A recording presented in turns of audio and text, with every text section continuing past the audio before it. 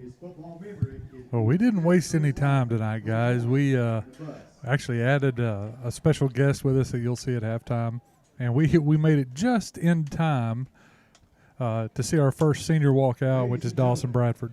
We're going to we've got a camera headed down there. They're kind of getting in place now, and we're actually just going to turn it over to the PA announcer so you can hear these guys, and then we'll jump back in here in just a minute.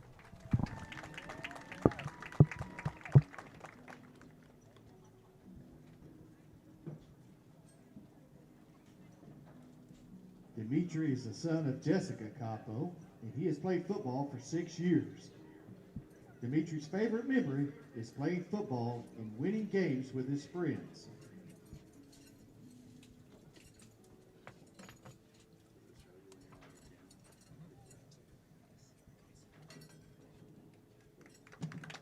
Ladies and gentlemen, number 22, Dimitri Capo. Number 3, Jaden Carter. Jaden is the son of Athea Watkins and Roger Carter. He has played football for 4 years. Jaden has also played golf, basketball, and baseball. His favorite memory is Dax Bumgardner never being able to guard him. Number 3, Jaden Carter.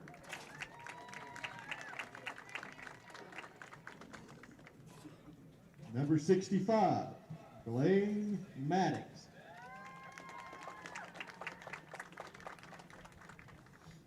Blaine is the son of Austin and Sandy Maddox. He has played football for 4 years. Blaine also plays baseball. His favorite memory is Dawson getting laid out at Waldron by Coach Hamlin.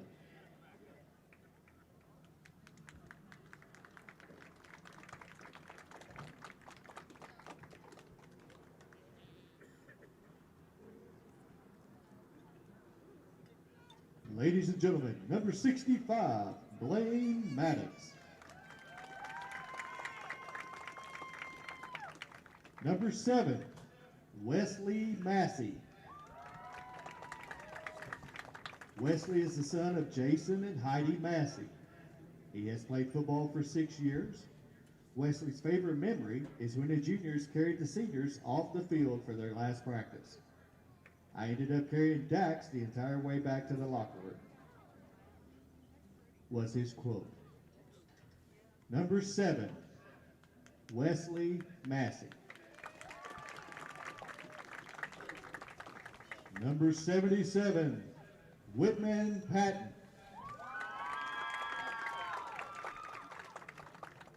Whitman is the son of Jennifer Patton. He has played football for 4 years. Whitman's favorite memory is all the times he has spent with the coaches and the players on his team.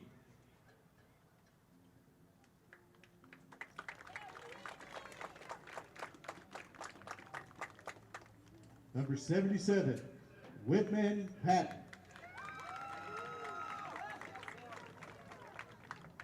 Number 20, Jude Rainwater. Jude is the son of Bruce Rainwater and Sarah Yother. He has played football for 6 years.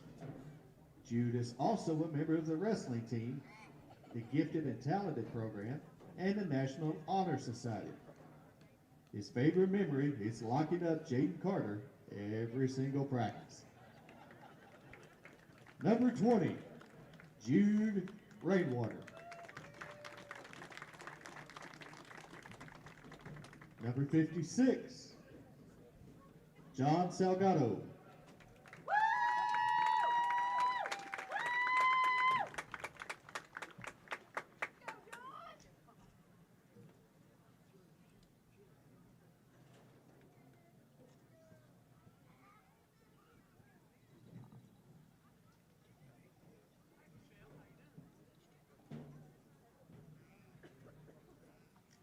John is the son of Jose Salgado and Amber Cordell. He has played football for 4 years.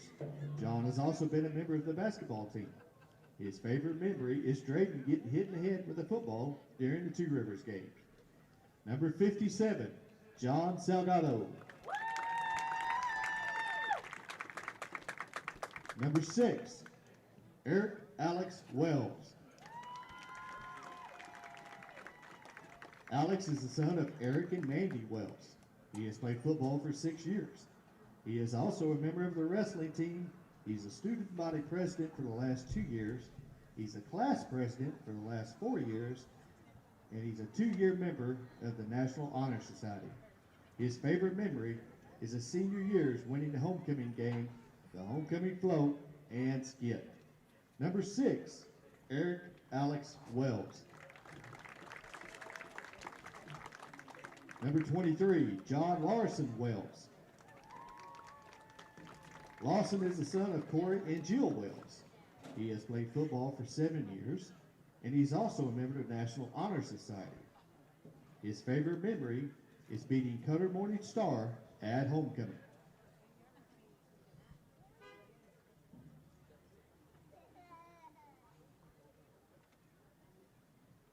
Number 23, John Larson Wells. Number 12, Drayden Wilkerson. Drake is the son of Shannon Wilkerson and Courtney Hoover. He has played football for 4 years. He has also played basketball for 2 years and is a member of the National Honor Society and takes classes at the Career Center. Drayden's favorite memory is when Coach Hamlin laid out Dawson at Lavaca. Number 12, Drayden Wilkerson. Now, ladies and gentlemen, we are going to introduce our senior band members. Bethany Martin.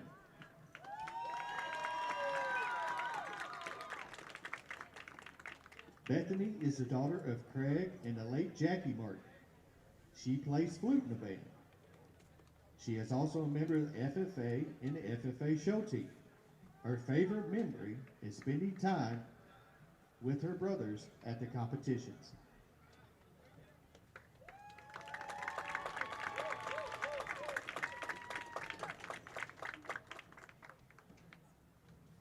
Bethany Martin. JC O'Mara. JC has been a member of the band for 6 years, and she is the daughter of Candace Moore and Chris Moore and Josh and Melina Omar. JC is also a member of the Quiz Bowl team, the National Honor Society, and a Gifted and Talented program. Her favorite memory is playing Highland Legend at every game when she's given the opportunity. JC O'Mara.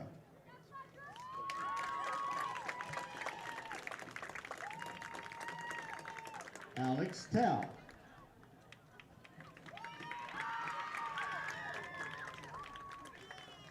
Alex is the son of Kathy Yang and Sue Tao. He has been a member of the flag line for 4 years, played flute in the band for 7 years. Alex is also a member of the Gifted and Talented program and the National Honor Society. His favorite memory is accidentally covering someone completely in baby powder while performing at a show. Ladies and gentlemen, Alex Tao. Kylie Thompson. Kylie is the daughter of Greg and Tyra Thompson. She has been in the band for 7 years, and she is a trumpet player. Kylie is also a member of the Quiz Bowl team, the National Honor Society, and a Gifted and Talented program. Her favorite memory is going to Arlington Medieval Times her sophomore year.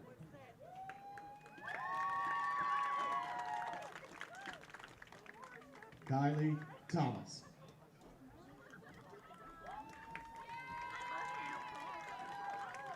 Tyler Warden. Tyler is the son of Glen and Wes Warden. He has been in the band for 7 years, where he is a percussionist. Tyler is also a member of the wrestling team. His favorite memory is in his freshman year when all the boys ripped the closet door off in a hotel and tried to hide it.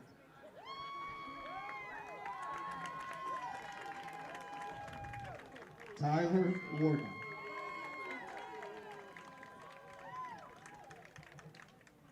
And now for our senior cheerleaders. Alexa Alorondo. Alexa is the daughter of Marina and Jamie Alorondo. She has been a cheerleader for 1 year. She is also a member of the volleyball team, the National Honor Society, the FBLA, and DECA. Alexa's favorite memory is getting All-American as a first-year cheerleader at the UCA cheer camp.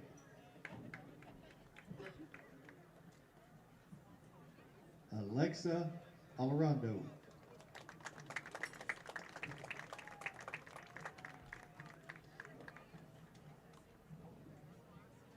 Raymond Bennett. Raymond is the daughter of Alicia Corneliuson and Jared Corneliuson. She has been a cheerleader for 6 years. She is a member of the National Honor Society.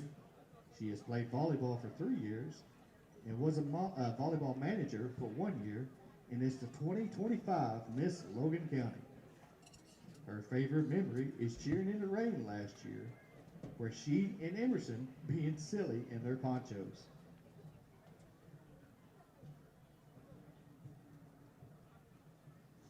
Raiden Bennett. Alyssa DeStefano.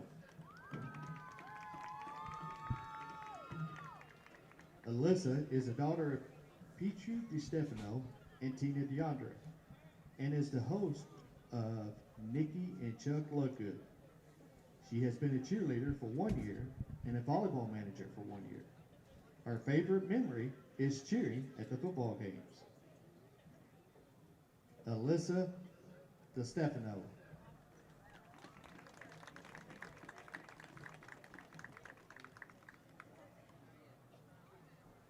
Danielle Harkness.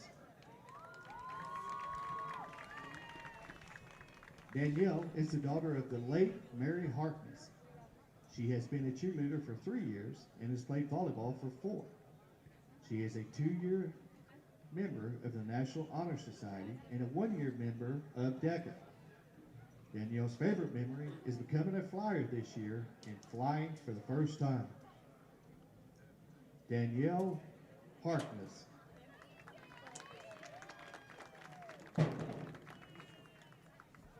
Chloe Howard.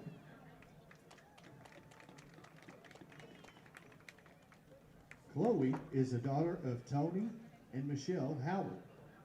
She has been a cheerleader for 8 years and is also a member of the National Honor Society and the FFA. Chloe's favorite memory is the bus ride to Magnet Cove her sophomore year.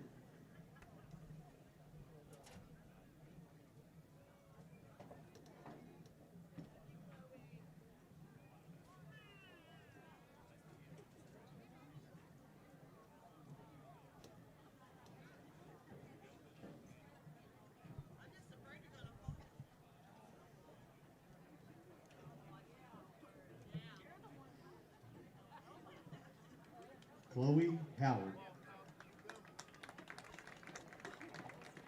Ashton Ely. Ashton is the daughter of Chris and Jennifer Ely.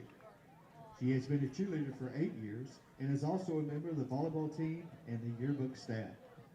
Ashton's favorite memory is when the cheerleaders did the halftime to the Gorilla song.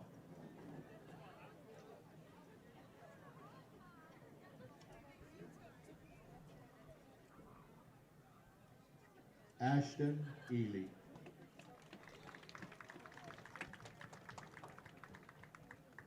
Layla Ireland. Layla is the daughter of Tawny Kiefer and Wayne Ireland. She has been a cheerleader for 10 years. Her favorite memory from cheer was going to the Mexican restaurant in Danville in Cheyenne, eating from all the salt shakers.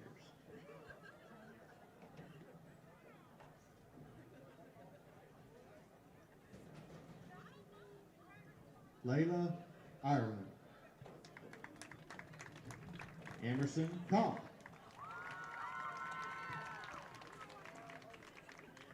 Emerson is the daughter of Jason and Holly Comp. She has been a cheerleader for 7 years. Emerson is a 2-year member of the NHS, where she is serving as vice president this year. A 2-year member of FBLA, where she is serving as treasurer, and a 1-year member of DECA, where she is serving as a treasurer, and a 7-year member of the volleyball team. Her favorite memory is Coach Cannon teaching us new stunts weekly and stepping in whenever needed, especially during the halftime show. Emerson Comp. Clay Walker. Clay is the son of Sarah and Nathan Walker. He has served as the Eagle mascot for 1 year, is in a 3-year member of the wrestling team. Clay's favorite memory is getting to be part of all the school events without anyone knowing who he was.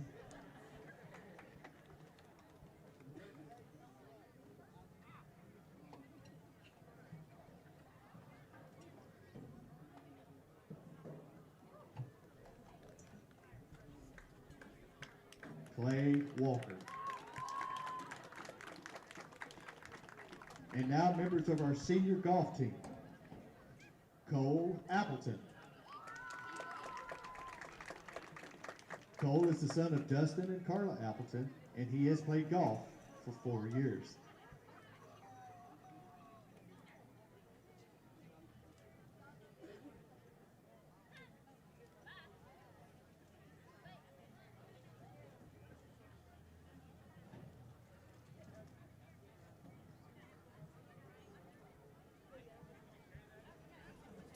Cole Appleton.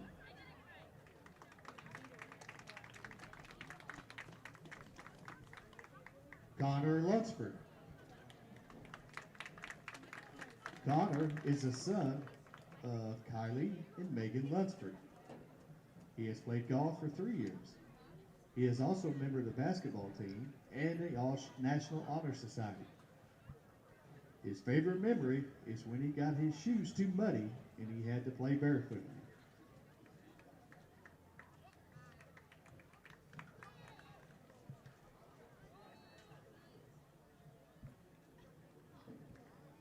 Connor Lunsford.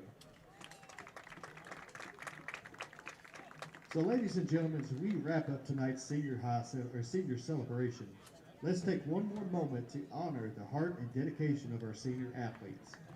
You've given us thrilling moments, inspirational performances, and memories that will last a long time after the final whistle. Congratulations once again to our seniors. You have made us proud.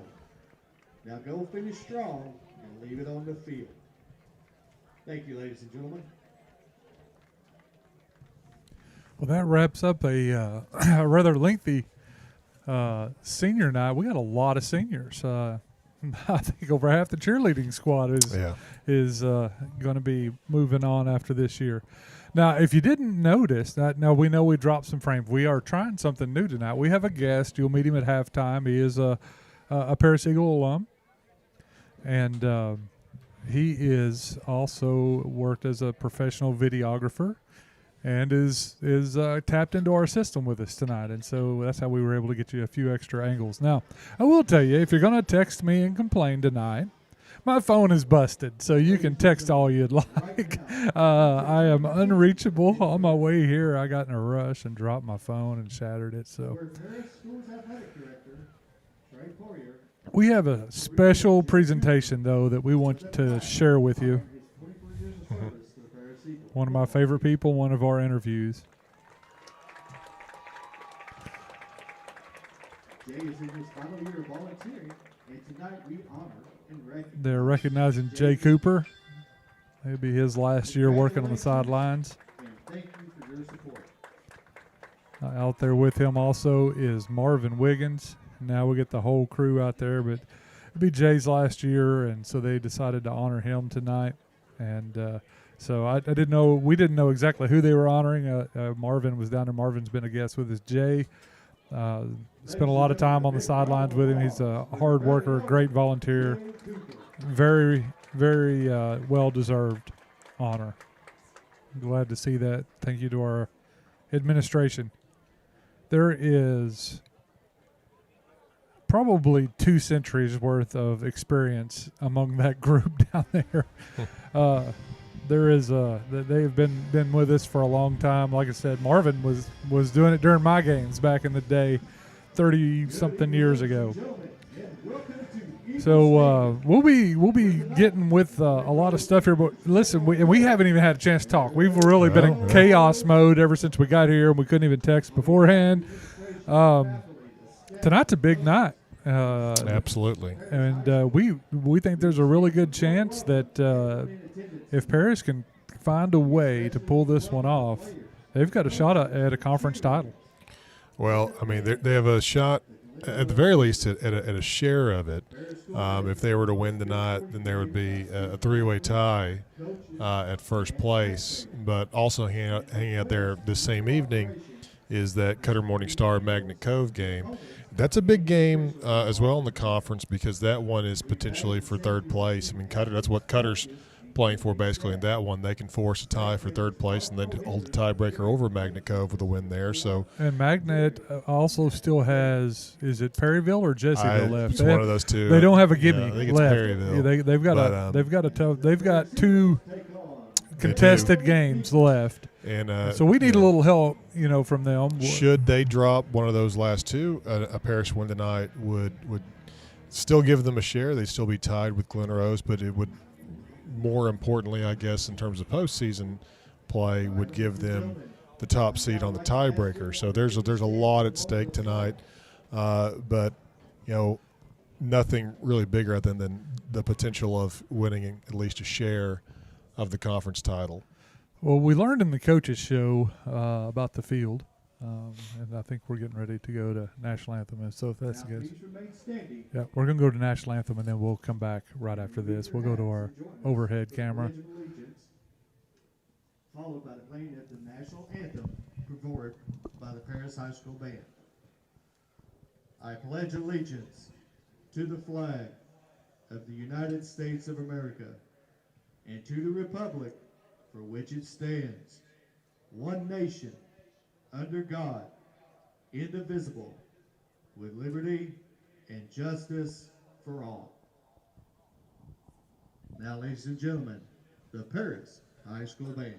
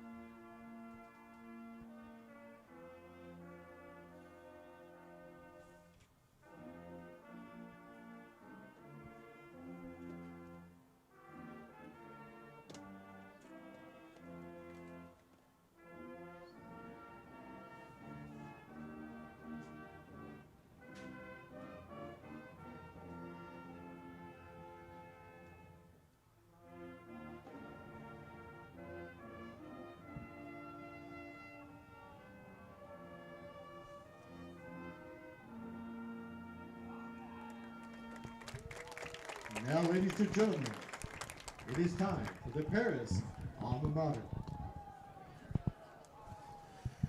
All right. Well, we were talking about the field. Now, the Eagle and the P still look great out there. The Trusted Boys take care of that for us each week, and that looks good. But you notice anything a little different? Yeah, it's a little more, what would be the word for for what we're seeing out there. It's a little muddy. A little rugged. There's a pretty lengthy streak of brown heading down. They have practiced on this field all week, and it's no secret. Glen Rose plays on turf. Yeah, I mean, that's hopefully something that obviously you hope that plays out in Paris's favor. This is a Glen Rose team that has been the class of that conference in that part of the state in 3A for many, many years. Yeah. And last year, the road trip down to Glen Rose was a thriller. Paris had a lead through most of that game. Felt like they were going to get that one. Couldn't quite hang on there. And now Glen Rose makes a long trip here. Unfamiliar territory obviously for a lot of them. And a field that they're not necessarily comfortable with. You really hope that, especially a game with this gravity, that's going to be a factor in this one for Paris.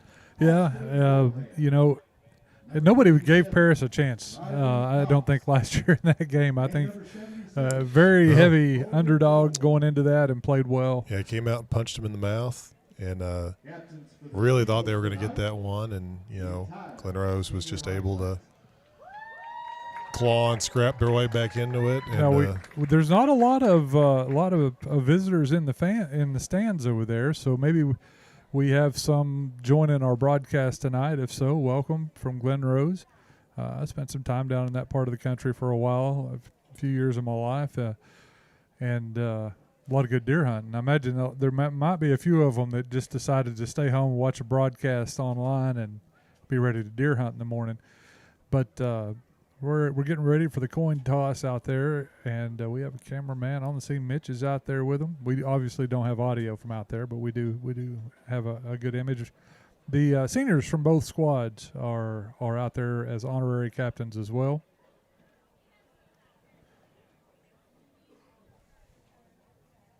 So tonight, with all the big implications, Paris people have turned out, and tonight's a big night in town.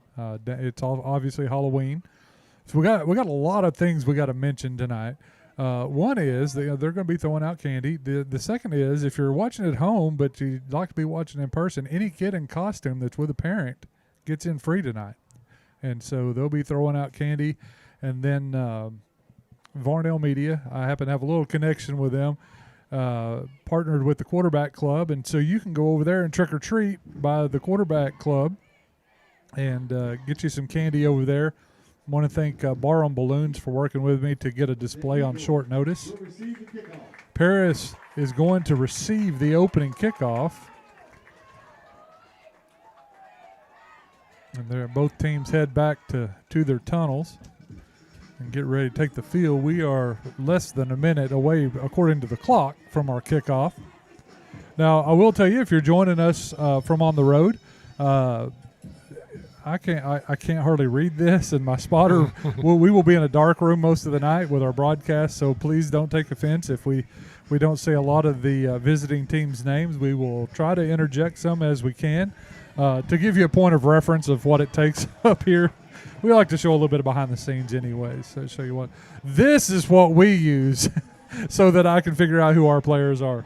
So we're fortunate we have a good crew. We've got some guys braving the little bit of chill in the air. Well, it looks like our bonus cameraman's getting us some behind the scenes footage here. I like this. We've never got this angle. It's almost like he's done this before, maybe for a network. I don't know, but you're going to get to see him run the tunnel from behind and in front tonight. I'm just amazed that our system is holding up. That's a great shot. Great job. Now you get to see what it looks like to take the field as a Paris Eagle. I hope there's a lot of youngins out there watching that and wanting to run that tunnel one day. So the teams are already hustling on out there to get ready. Paris is going into their return game. I know this has been a point of emphasis this week. Obviously last week Magnet come out, kicked an onside kick right off the bat and recovered it, kicked it into one of the gaps. And so we're going lights out in the booth, and that way we can see a little bit better and share with you this broadcast. But we're grateful for that. For, like I said, everybody that the quarterback club, Bar on Balloons, Varnell Media, with everything going on with Halloween tonight. Thank you for everybody that was down on the square for coming out. There were kids in costume all over the place. What a great Halloween night to be. Nothing better than to be capped off by an Eagle win. There's a kickoff, and I believe that's Wells has got it. He's headed toward the middle of the field, gets into the chaos, gets up to about the 25-yard line, maybe just across, and that's where the Eagles take over on downs. He's a little slow getting up. He is a little slow getting up. I think he's quite a scrum there. And they immediately had their trainer out there, or both of ours are headed out there. He's not the biggest of fellas out there. He's really quick. Maybe just got the wind knocked at him, kind of what it looks like. He wasn't grabbing at any body part as he went down, so he may have just fallen on the ball there and got it. Wind knocked at him. Talking about his wrist a little bit there too, so he may have had it all up underneath him. So Paris is going to come out and start the game. First play, we got Capo in the backfield. We got two split to the near side of the field, one in the slot to the far side, one way out to the boundary. Going to bring one in motion, and that's who gets the ball. No doubt who that is. That's Jaden Carter. Not going to be a whole lot there. This Glen Rose defense has been stout all conference season. Magnet Cove we saw last week. I mean, they blanked them. Magnet Cove didn't score a point in that game. We've got something sitting on the field back at the 40-yard line. I'm not sure what that is. Paris now with 3 to the far side of the field. Honey's drops back, and he looks to pass. It goes off of the hands of his intended receiver. Tried to hit a little quick hit there. And that is number 8, Ty Farmer. So Paris is going to have 3rd and 10 on their opening possession, not the way they really drew things up.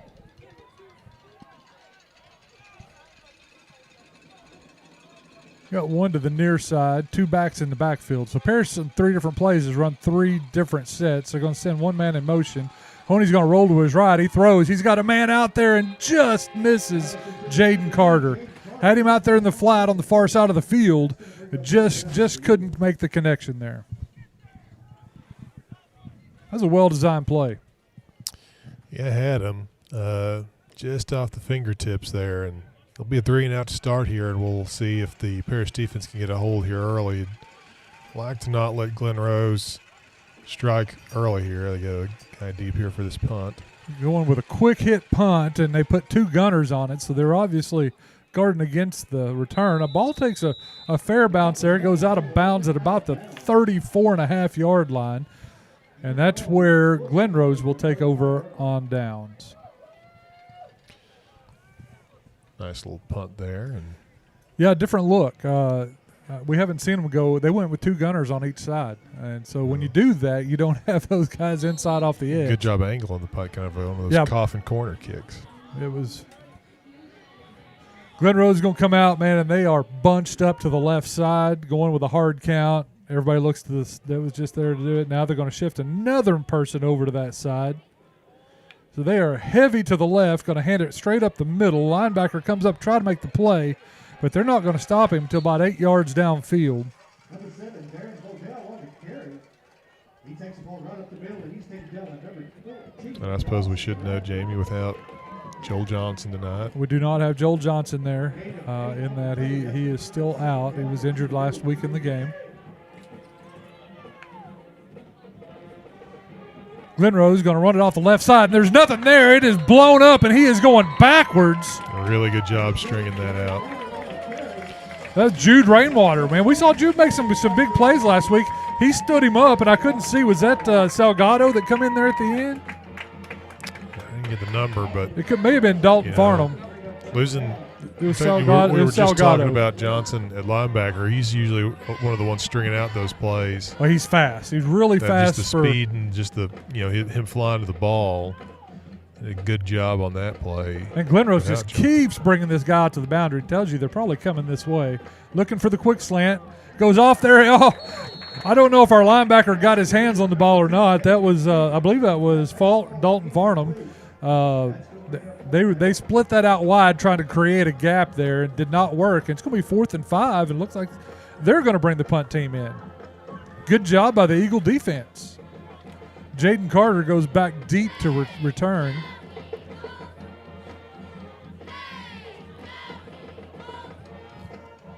Traditional punt formation. They keep it really spread. It's a bounce snap, and Paris had guys back there. Jaden catches the ball with guys all around him. That's a good punt. And they basically just swap field position here. The Paris are going to get it back right about the 25, just about the 24 and a half. That's probably less than a yard difference after everything was said and done. There's really good protection by Glen Rose on that punt. And they kind of took a one hop to the punter, and we saw – couple of weeks ago how much havoc Whitman Patton can wreak in special teams, but well, he only blocked 3. Yeah. I don't know how many they kicked, but he got to 3 of them. But they kept him clean even after the. And that was a very unusual set. It was bobbled snap. It's going to be an end around. Jaden Carter's there. He's got blockers in front. He breaks through 1, breaks through 2. He's up over the 30-yard line. Great job sealing the end. I believe that was 65. That was Blaine Maddox, who was our collision of the week this last week. Did a great job of not holding, not doing any kind of crackback that they won't let you blindside anymore. The best thing you can do is get in the way. And he did a great job of just getting out there on the end and sealing that off. 2 backs in the backfield, 2 split to the far side, 1 to the near. Snap, handoff, it's to Capo.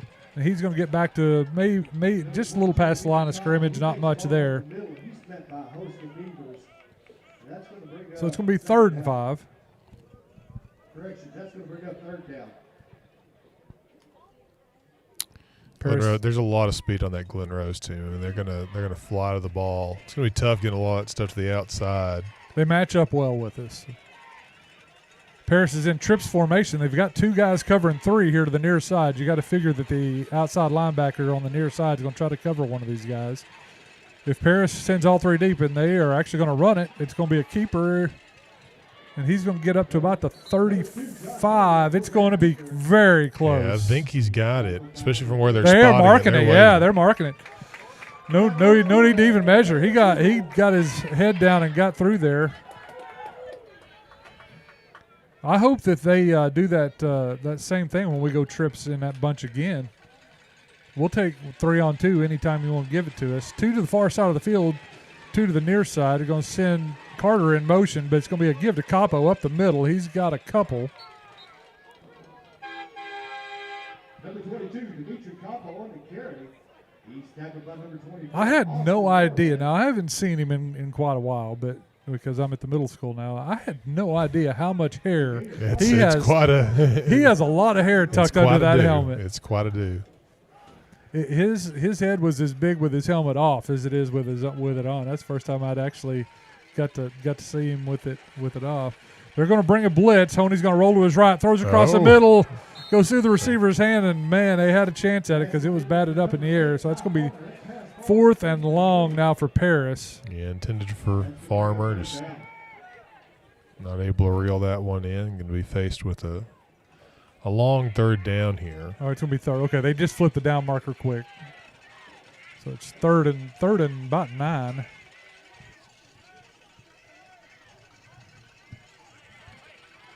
Paris with 3 to the far side of the field. It's going to be Capo in the backfield. He's going to line up to Honey's right.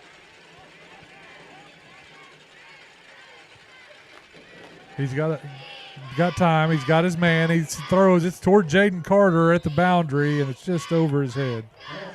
Yeah, I want to hang up the air a bit too much. That one floated on him. Yeah.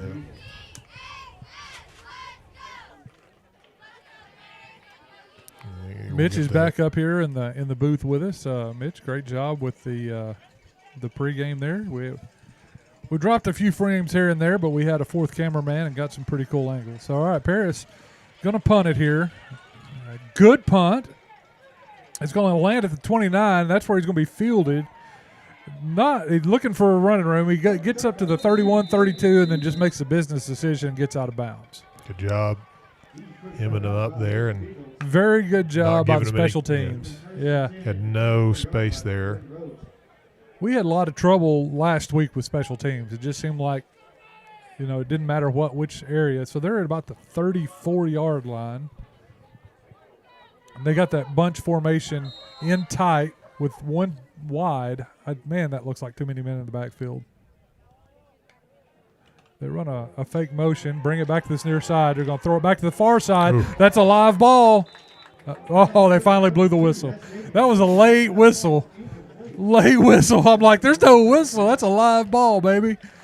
That's something, though, in practice they probably, I'm sure, try to work on is making sure that back gets deeper than the quarterback he's going to throw it back to. Makes you wonder if it wasn't going to be a double pass. They really didn't have anything working over there anyway. He was covered up. Great job again by whoever that was. We line up differently. It was probably Jaden Carter that had the man in coverage. There's a flag down. And look in the area of holding. If it stands, the official is not moving. So it looks like it's. I'm pretty sure it was a hold there. One of our guys got tackled. Yeah, they got away with a little bit of one on that previous play. This time, though, I think they're going to ring him up here. And you already see the Glen Rose team heading back. Yeah, they're backing up. Holding against Glen Rose. That is going to back them up another 10. That's going to make it 2nd and 20 after they actually gained about 15 on that. So that backs them up a whole lot. I guess it is enforced from the spot of the foul. So 2nd and about 18, 16.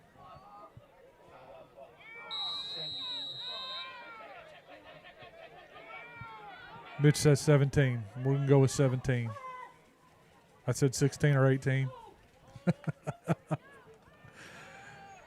We've been patting with some pressure. I got some room up the middle. He's going to have it. He's going to have it. That's a good play. It's a quarterback draw. That was a draw all the way, a delayed draw. And the one thing we tell them, don't get past the quarterback.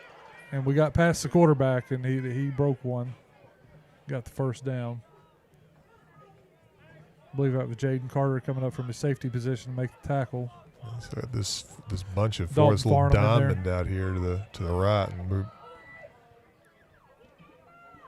They send one man in motion. He sets. Now they send a second in motion. Parrish is in man, following him. He's got somebody in the flat, but he's also got a man on him. Got a man downfield, and he makes the catch at about the 10-yard line. Great passing catch there by Glen Rose. He was under pressure too. Glen Rose is going to try to hurry up here.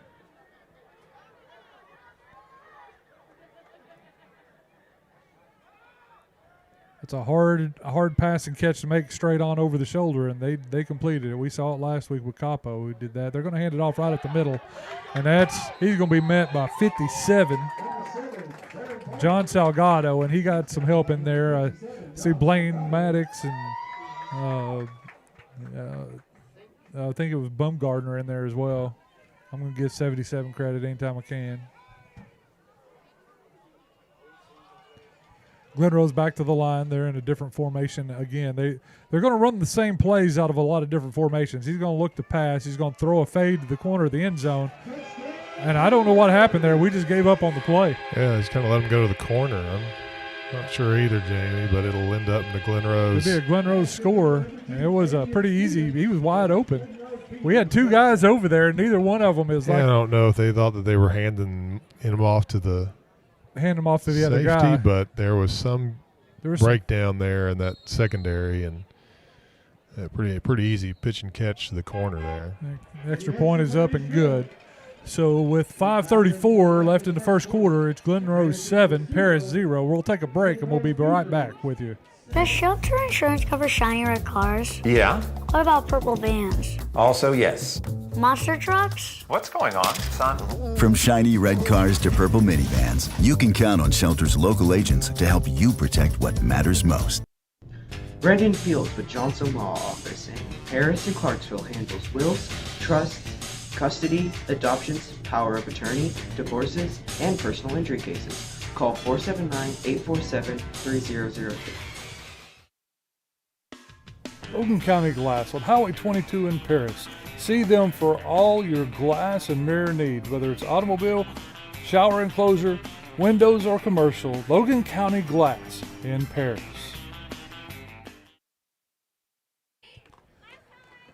Glen Rose with the kickoff. It goes right back. It's going to be Jaden Carter this time. He gets up into the mix, and he's looking to break it outside. He's carrying defenders all the way up to the 35-yard line.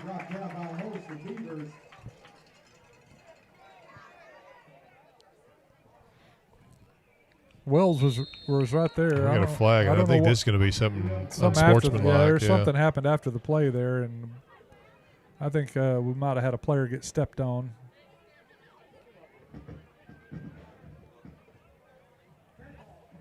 Personal foul against Glen Rose.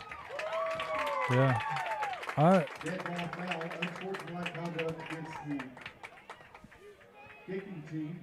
We'll take it. That'll put the ball all the way up midfield.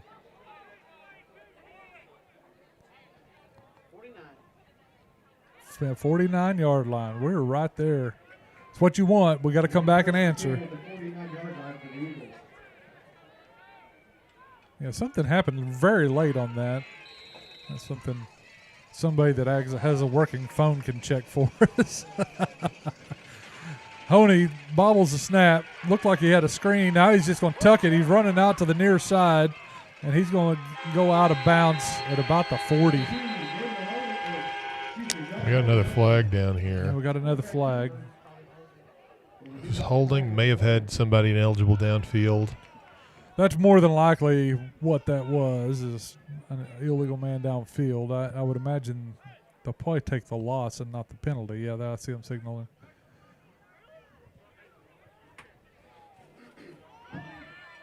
Holding. Oh, Glen Rose. Defensive yeah, hold. defensive hold. We'll take that after a 10-yard loss, and that goes from the spot of the foul. We had a receiver trying to release over here, and that explains a little bit about why he wasn't able to get around the corner. Got some free yards given up by the Beavers here. A couple of flags. So I guess they enforced that from the line of scrimmage, so it's going to be first down and 10 now. Paris at the 41.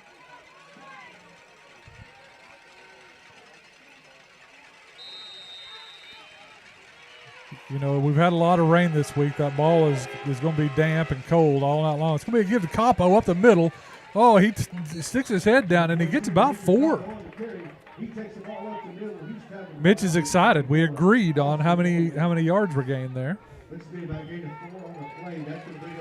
Paris in the hurry up. Again, a give to Capo. He tries to dive off to the right side of the center. Yeah, not much push up front that time. Just got back to the line of scrimmage there. Pretty much just ran into a wall. Again, they match up pretty well with us. It's not as much about size as it is speed. They have a lot of speed in their down guys. Third down and 6. Honey's going to roll to his right. He's got a man in pursuit. He looks downfield, got a man. He's looking for Jaden. Everything has gone toward Jaden Carter tonight. Let's see what they do in this spot on the field, Jamie. You know, I don't see them do it. I don't see a lot of movement. Answer. Yeah, there's not much movement. I think they're going to go for it right here. They're getting the play. Yeah, inside the 40-yard line. This is that no man's land that you hear people talk about. Too long to kick, even if you were in college, you'd think, for a lot of teams. And punt doesn't really do a whole lot for you, especially if you end up kicking it through the end zone. So it's Capo in the backfield. He's going to be to Honey's right. We got 2 split to each side. Jaden Carter is in the slot on the far side. And official steps in and going to be timeout Paris. And so with that, we're going to take a timeout with them. And we'll be right back after a few messages from our sponsors. Amber Canada Photography. Whether it's school portraits, sports action, or senior sessions, or family memories, I capture the moments that matter most. Fast, fun, and professional, because your memories deserve more than just pictures. They deserve art. Book your session today. El Perion Mexican Restaurant, located on Highway 22 on the west side of Paris, for the best in Mexican cuisine. Go see them today at El Parion Mexican Restaurant in Paris. 22 Brew, where you can have an ice cream and watch football. Or you have a coffee and watch volleyball. Family owned, alumni owned, 22 Brew. Go Eagles! In Paris, Arkansas, insurance should feel like a neighbor's handshake, not a hassle. At Paris Insurance Group, we protect what matters most. Your home, your car, your business, your health, and even your future with Medicare coverage. Stop by our office or give us a call today. All right, as we come back to play, Paris changes the formation. They go trips to the far side, and that's where Honey rolls. He looks downfield, and it's going to be picked off. Glen Rose steps in front of the pass. Whitman Patton down there. They've got him stood up.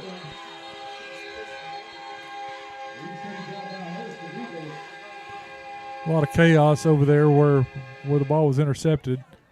Not sure exactly who it was intended to, but we did have trips to the far side of the field and rolled into it.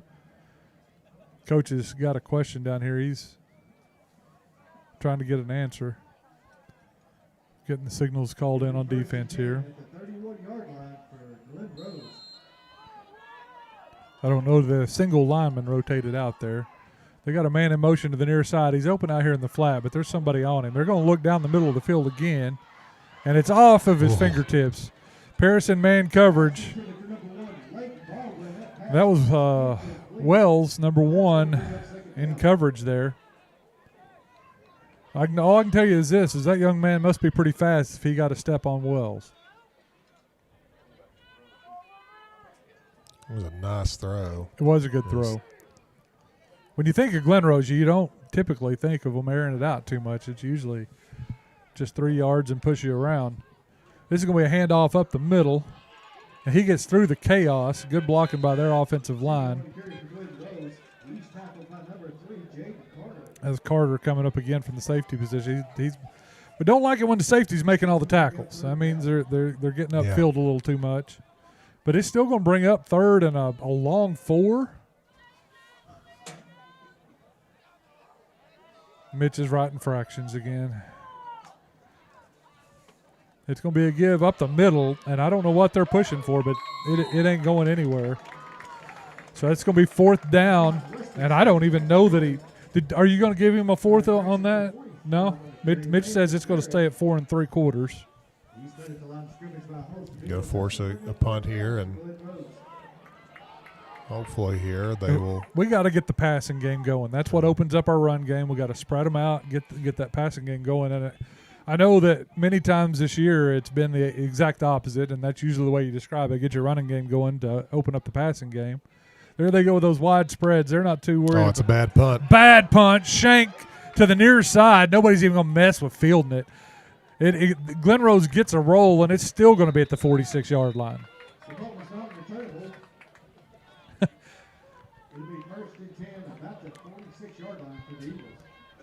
46.13. That's where we will start out on this next drive.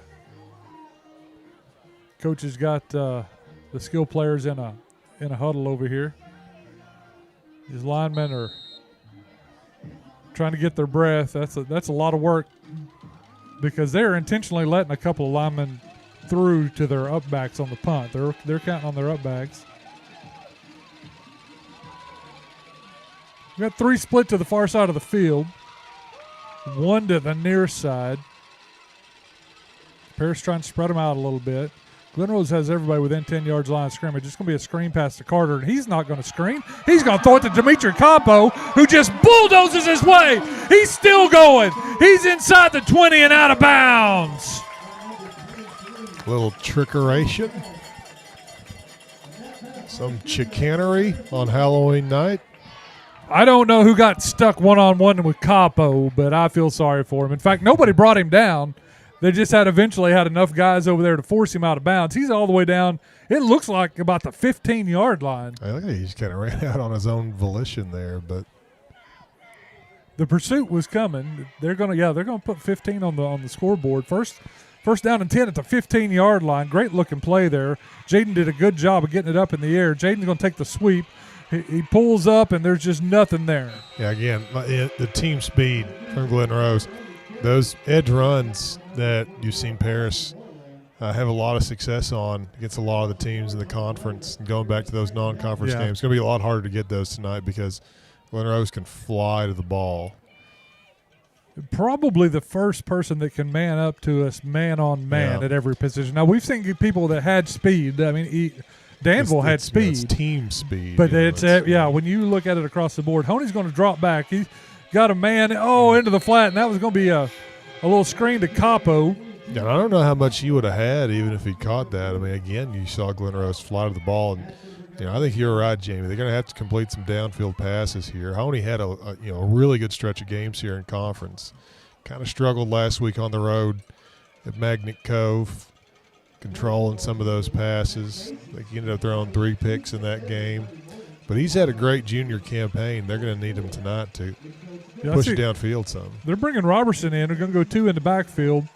Now, not a running situation here, but you figure they're probably going to try to get half of it and go again. But this is probably a max protect. And I think somebody's taking a timeout here. Timeout, Paris. We'll take it with them. We'll be back in just a moment.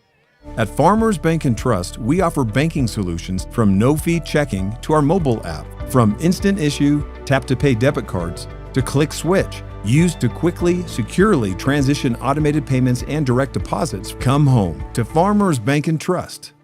At Autoplex Collision Repair, we understand that unexpected accidents can leave you financially stressed. That's why we offer Repair Now, Pay Later. Start your repairs today and spread the payments over time. Visit fixrex.com to learn more. Warren Shoes, your home for Nike, New Balance, North Face, and UGG. Locally owned since 1949. Located in their iconic location on the square in downtown Paris. Air Serve of Fort Smith is locally owned and operated by alumni Tony Hughes, and you can bet the bus on it. If Hall of Famer Jerome Bettis trusts Air Serve, so can you. Call Air Serve today. All right, as we come back to play, Paris has changed the set. They're going to go with just Capo in the backfield, 2 split to each side. Saw something here they wanted to look at. He looks off a man, looks downfield. He's got a man, and it is caught and then dropped in the end zone. That was Ty Farmer. We don't see many of them get knocked loose from Ty Farmer. He had it and come down. Now they're discussing whether or not he had it when he came down.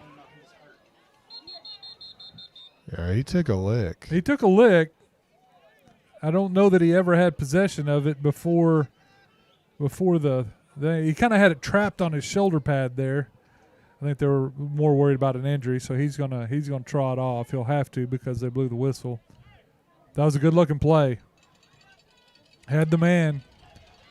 He didn't quite have that catch secured. Had it pinned up against his shoulder, and Conrose came in. And so here we go, fourth and 14 from. Somebody's calling timeout. Now it's going to be Glen Rose's turn to burn one of them. I like that. We'll take a timeout with them. We'll be right back after this. Ameriprise Financial delivers financial solutions for today and tomorrow through a comprehensive and personalized financial planning approach built on a long-term relationship with a knowledgeable advisor. See Sieben Morgan & Associates in Paris or Ozark today. Ron Trusty and Logan County Insurance have been in the same location for 40 years. Proud Paris alumni. Go see him for your auto, home, life, commercial, and bonds. That's Ron Trusty at Logan County Insurance in Paris. Logan County Glass on Highway 22 in Paris. See them for all your glass and mirror needs, whether it's automobile, shower enclosure, windows, or commercial. Logan County Glass in Paris. Farm Credit of Western Arkansas and Paris. Proud to support our farmers, families, and Friday night football. Rural ending, hometown strong.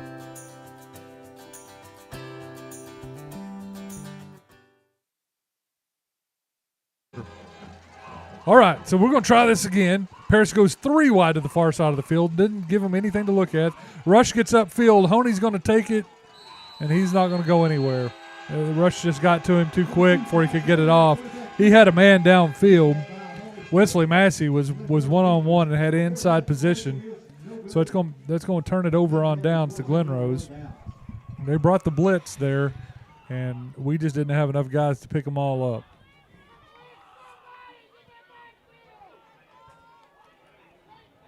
Glen Rose sending 4 guys to the boundary. They've been doing this, and they'll send somebody in motion. A minute ago, they sent 2 guys in motion. That's how they don't. It's going to, yeah. Whitman Patton just lit up the quarterback.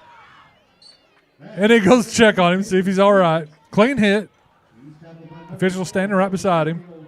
If you're going to put 4 guys out there, that means you're missing a blocker. You don't have somebody off the edge. They protected the edge and let Whitman get through. Yeah, they can play around with that. Kind of forces the defense to tip their hand as far as. They picked up about 4 yards on that. It was kind of a screen. I still don't see how this isn't too many men in the backfield. Pass is thrown and bobbled around. Their receiver looked like Wells might come down with it. Yeah, smidge behind him. He bobbled it, not able to pull it down. I thought he was going to hand it to Wells there for a second. So it's going to bring up 3rd and about 7. Scoreboard agrees with me.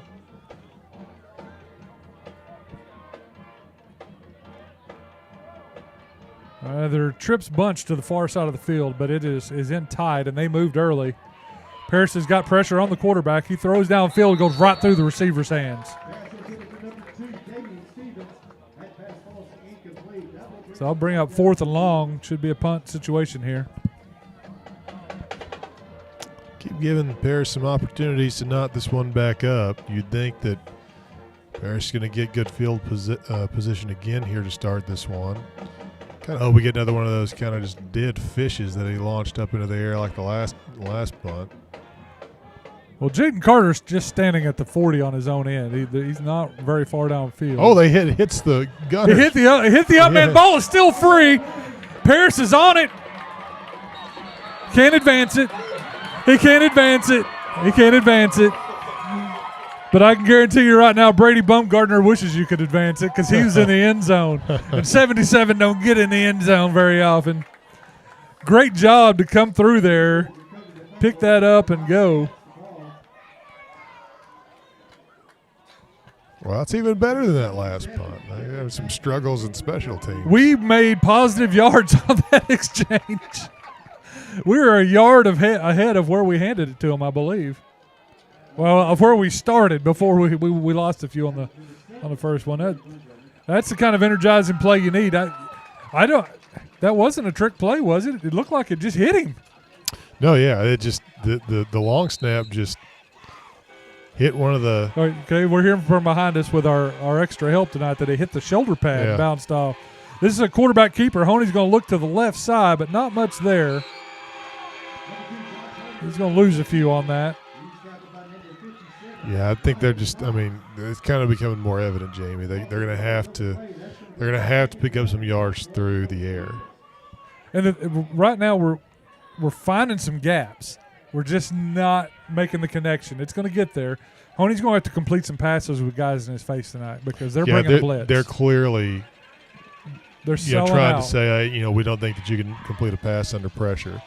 We saw Danville kind of try to do that too, but obviously there's a lot more talent on this Glen Rose defense. Well, we kind of knew where it was going to go. He's got a man out in the flat. That's complete to Jaden Carter. He breaks a tackle, and he's still going. It looks like he's down inside the 5. Oh, and there's the flag. Going to be multiple flags. Jaden Carter gets up, and somebody just decided he didn't want him up. Good job by Jaden not retaliating there. Just stay down and let the flags fall. He's feeling that a little bit. Of course, it's no fun when you stand up and you kind of relax a little bit, and then you get thrown on your back, knocks the wind out of you. Yeah, yeah. We just watched the replay of it. I saw that one happen live, and it was pretty blatant. It's gonna be a very short personal foul penalty. I think it's probably going to be about a yard. Right now, Glen Rose is about to get a warning. The referee is getting their coaches off the field. They were all the way out past the hash marks.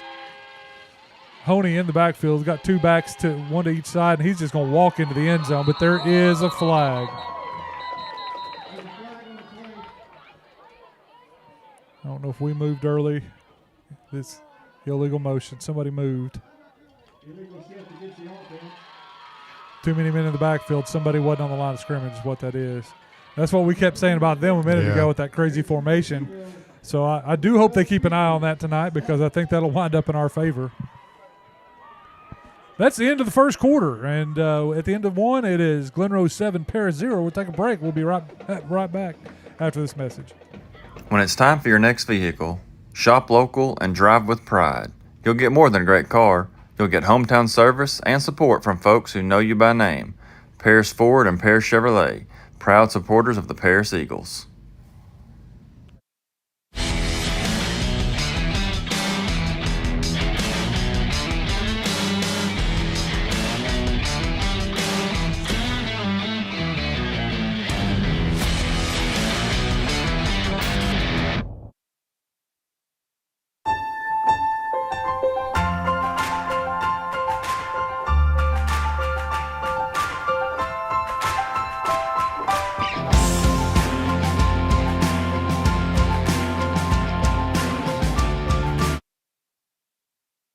"22 Lounge" is a family-owned restaurant where you can host events, enjoy live music, and try our house recipes from barbecue ribs, wings, brisket, steaks, fish, coleslaw, and potato salad. 22 Lounge, a place for all to enjoy. All right, as we come back, it's going to be two backs in the backfield. It's going to be Honey for a keeper. He looks to the right side, and he's all the way down inside about the 2-yard line. Takes the ball back up to the line of scrimmage. Taken down by a host of Beavers. I think Titus is trying to give us a sky cam view down there. I can see his camera. He had the whole tripod over his head trying to see over the players there. Again, we got two backs in the backfield. They're going to run the exact same play. It's just a zone read for Honey, and he's pushing, and it's going to be short again. Touchdown, they're signaling. Well, both of the guys in the back signaled touchdown, but I don't know what that was actually. I'm a little confused because as I say, I think he's about the 3-yard line. 3rd and 3. There's a train horn that keeps going off during the play coming from the far sideline.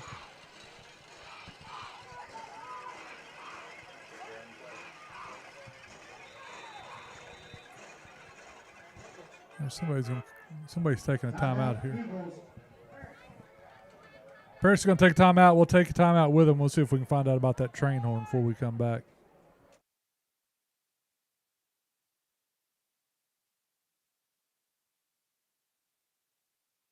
When I say with all our respect, you can be assured that at Roller Funeral Homes, we treat each family with honesty and integrity, and we are always there to provide strength for your family.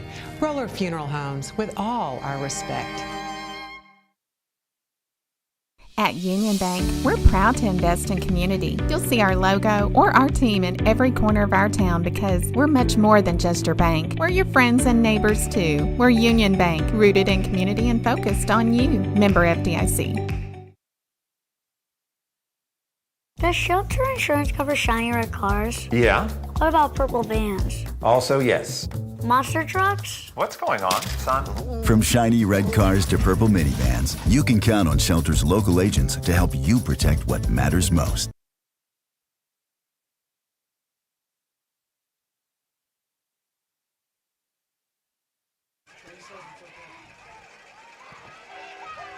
We got train horns going off while we're running our play. A flag comes flying in. Capo, I think, got into the end zone. No signal. Holding against Paris.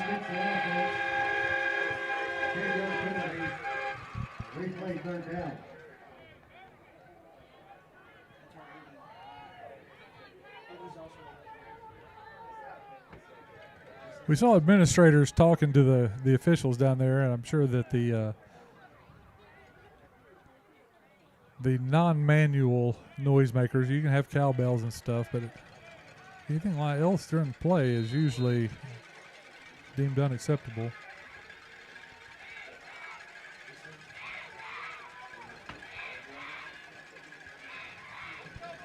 If so, we need to get a case of air horns out here for first playoff game. They're blowing it right at the snap, too. Honey's going to roll to his right. He steps up. He's got room to run. He's down at about the 4-yard line. He's taking down the number 7, Darren Gold. I think the two back judges are holding up what down it is with both hands. I think that's what that signal is. They both did it again. It looks like they're signaling touchdown. We know he didn't make it that far. He's at the 4-yard line. 4th and 4. Honey getting the play in. Got Capo in the backfield to his right. Two receivers split to each side. Now Honey goes in motion, or Capo goes in motion. They look, and they blow the play dead as Paris scores with Jaden Carter.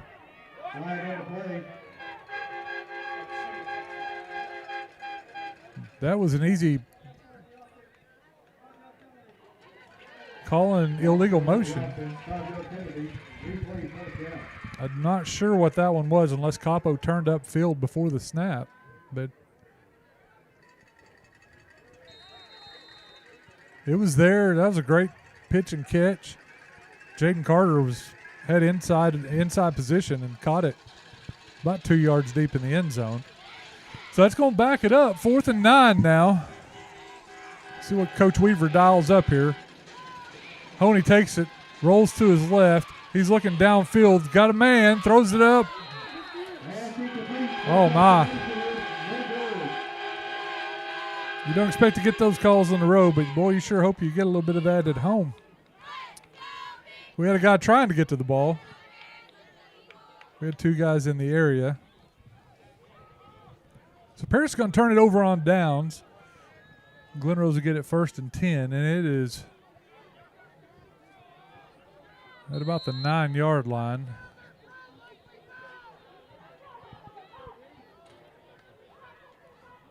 Glen Rose is going to hand it off. No, he's going to keep it, and he's going to get about 10. Number 4, Gage Hood on the carry. He's taking down the number 14, Dawson Bradford. Oh, he only got about 6 there.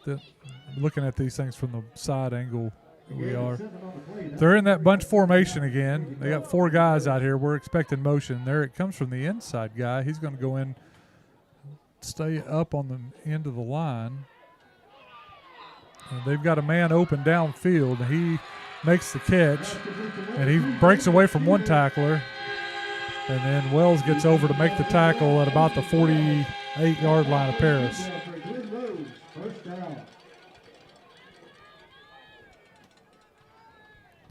Get on Amazon to find out what it costs for a case of air horns.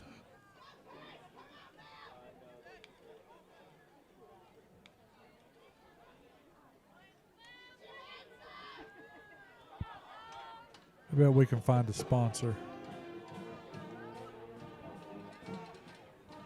Glen Rose they've got five in the backfield right now. The near side receiver is not on the line of scrimmage.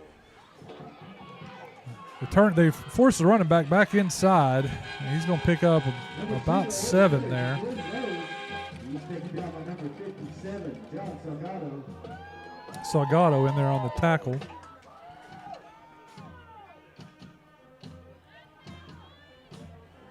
That's going to bring up second down for the Beavers. We had a good view of that one. They were definitely not on the line of scrimmage. He asked, and they give him the okay. I guess as long as you're inside the center shield. It's going to be a screen out to the far side. That's going to fall incomplete. It's going to bring up 3rd down and 3.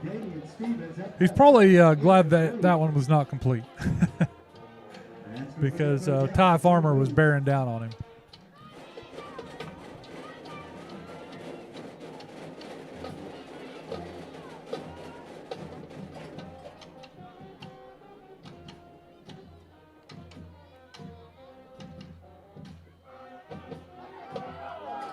All right.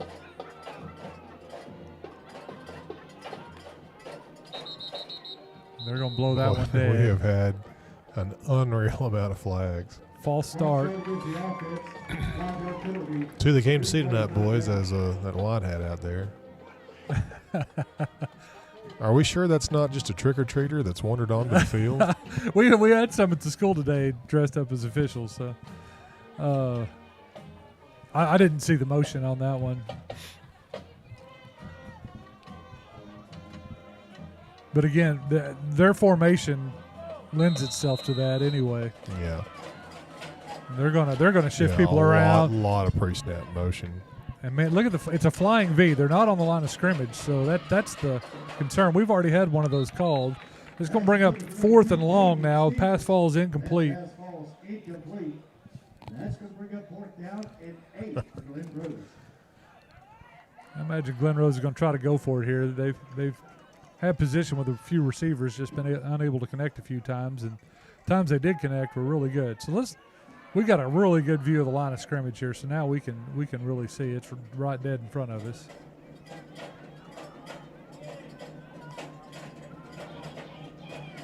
Paris fans making noise with their feet.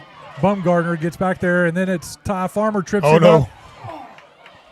And they complete. That's past the line of scrimmage. Whitman Patton had a hand on him. There was a marker down. They're going to call it first down.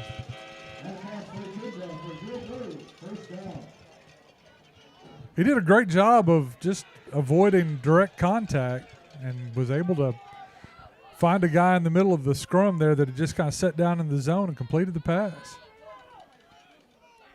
Good job staying on his feet and finding a man downfield. We're going to hand off, coming to the near side of the field. Another flag comes in. Quarterback gets lit up there. I believe that's Jude Rainwater. And Jude's going to draw a white hat.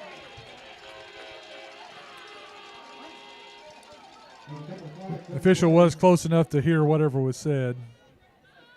We got flags and hats all over the field. Well, the bad news here is if they're calling this a personal foul on Jude after the play, it's not going to negate. It's going to be mark both off, don't you? Well, no, because they're not both during the play. If Jude's is deemed after the play, then it's going to be a 15 yards after the holding is assessed, and it should give. Okay, so they just called holding is all they signaled in, so that's what they're marking off. Not sure why he threw his hat there. Oh, there it is. Yeah, mark them both off. So mark off the 10, then give them 15. Then 15, so you give them that. But they do get an automatic first down out of it. So, well, no, it gives them a 1st and 5. 1st and 5, yeah. Jude's a little fired up tonight. He's been in on some hard licks tonight. Well, I guess unless he said something that there wasn't a whole lot. There wasn't a whole lot there. It had to have been something that was said. I mean, he kind of crawled over him to get up, but I promise you, we've seen a lot more egregious. Yeah, there's nothing really to see on the replay that we saw up here, so it had to have been something that was said. A little more standard formation. They're going to roll out to the right and look downfield. There's flags all over the place, so this one's coming back as well. And we got a man down on the near side of the field, but he's getting up. That's Jude getting up a little slow. That's like Robertson. Oh, Robertson. It is Robertson.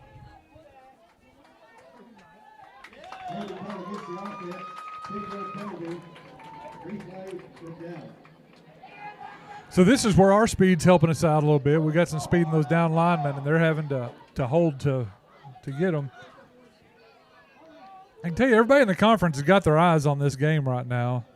You know, watching it on whatever app they can find an accurate score on. But with these two offenses, I don't know that anybody expected just a 7-0 game. It's going to be first down at about 15 now. They bunch to the near side. Send a man in motion to the far side. They're going to do a option there, and it is 8 up. I believe that was Blaine Maddox and then Landon Robertson coming in over the top.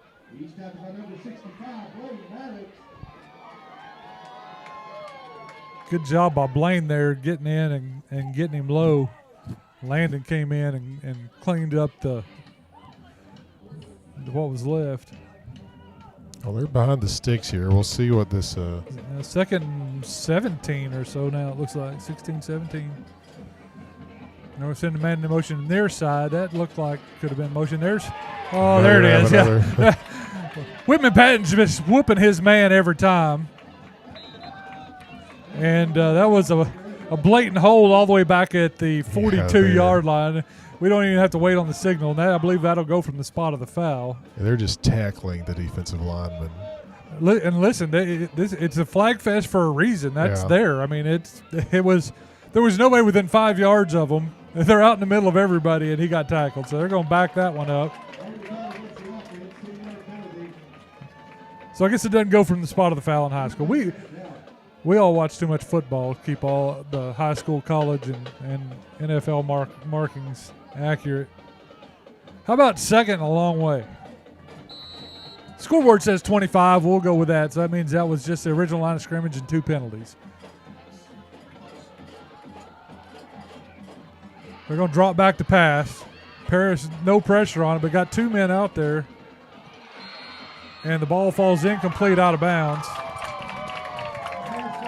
Barnhill out there. Barnhill didn't give up on that one. There's Ethan Wells over there with him, too.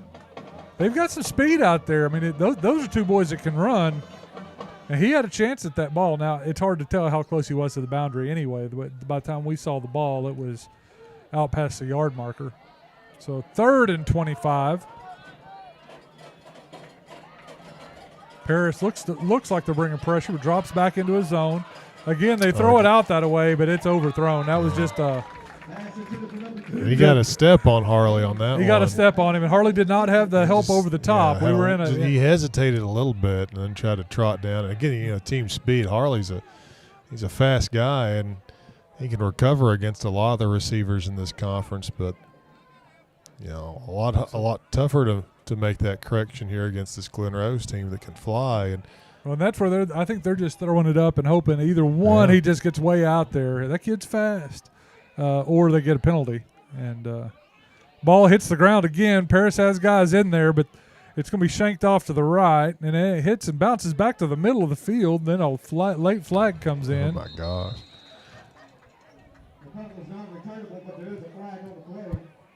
No return. They mark it at about the 12-yard line. We'll see what the penalty is. Oh, they got another one. And there's another penalty from way late, and this may be a sideline warning on the far side. But we're just completely speculating. We're right in that position where I got a great view of the pole in front of me. Blocking it back on Paris.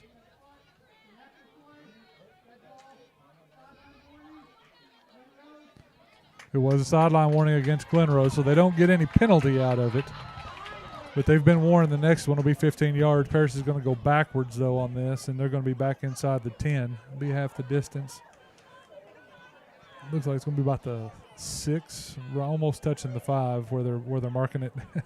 They're trying to decide as well. So Paris backed way up now.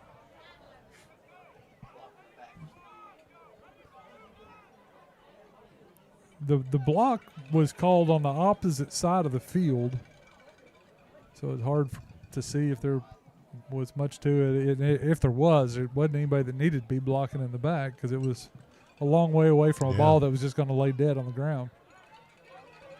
Again, that ball did take a weird hop. It looked like it was shanked off to the right and then hit and bounced back to the left. Paris goes split, 2 to each side. They're going to hand it off to Capo up the middle, and there's nothing going there. Number 42, Dimitri Capo, the carry for the Eagles. He's met with number 57, Riley Cox. And that's going to bring up second down.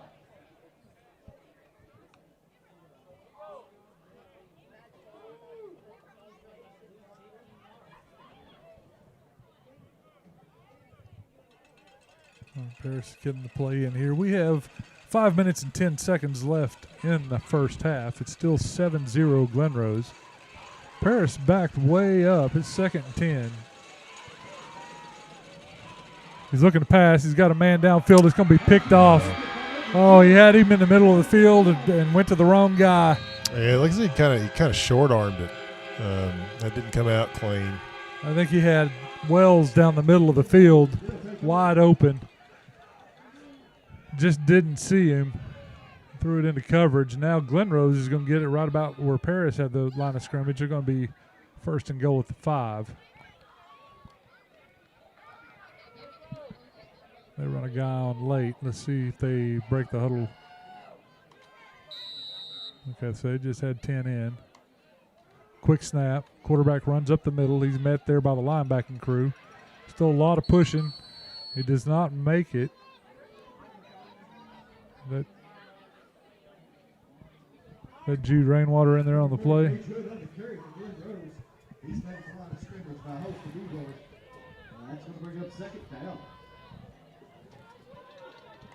Again, going pressure, same play. He goes up in the air and gets upended. I don't know if he made it. Yeah, he did make it. He just had about a yard. He got hit midair, but he still makes his way to the end zone. Glen Rose takes a 13-0 lead. 4 minutes, 22 seconds left in the first half. We really need to get some points on the board in this next drive, and Glen Rose is going to get the ball to start the second half. So, snap. Kick is good. That makes it 14-0 Glen Rose. We're going to take a break. We'll be right back with you after this. Does Shelter Insurance cover shiny red cars? Yeah. What about purple vans? Also, yes. Monster trucks? What's going on, son? From shiny red cars to purple minivans, you can count on Shelter's local agents to help you protect what matters most. Brandon Fields with Johnson Law Office in Paris and Clarksville handles wills, trusts, custody, adoptions, power of attorney, divorces, and personal injury cases. Call 479-847-3002. Logan County Glass on Highway 22 in Paris. See them for all your glass and mirror needs, whether it's automobile, shower enclosure, windows, or commercial. Logan County Glass in Paris.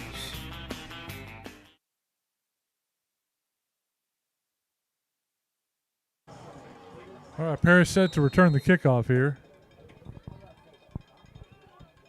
It's going to be a low line drive kick right at Wells, and it bounces out of his hand and goes out of bounds. Probably would have been better off to just let that one go out of bounds. A lot of extracurricular going on. Number 1, Nathan West on the kickoff return. Gain of 4 yards on the play.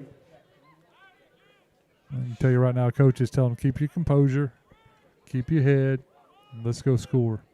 Paris going to have the ball just inside the 20-yard line. It looks probably right at 19.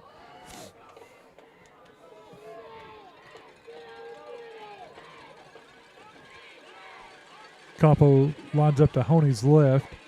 It's going to be Honey rolling to the left. He gives it off to Carter. Carter, if he can shake it, has got the edge. He does.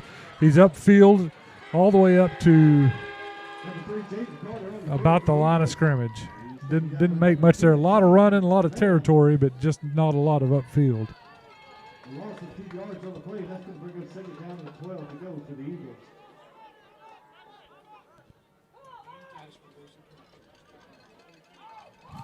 Paris has trips to the near side of the field. One man split out far to the far side of the field.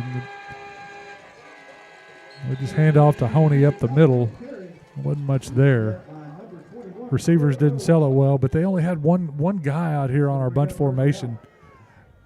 3 minutes and 32 seconds left here in the first half. We've got to take advantage of these numbers when we get them.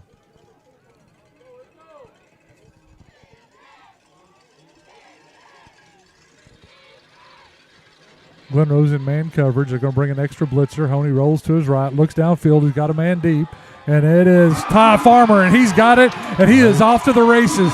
Inside the 10, to the 5, right at the goal line, and a flag comes out at the end. Looked like they probably come. Oh, that's Alex Wells. Probably got a piece of his face mask as he was tackling him there. It's either that or a horse collar. It's going to be the longest or the shortest personal foul you can have here. He was inside the 1. The horse collar probably saved him from the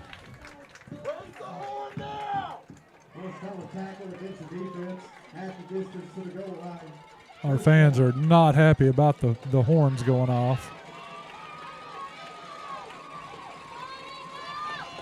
Paris got it. First and goal at the 1.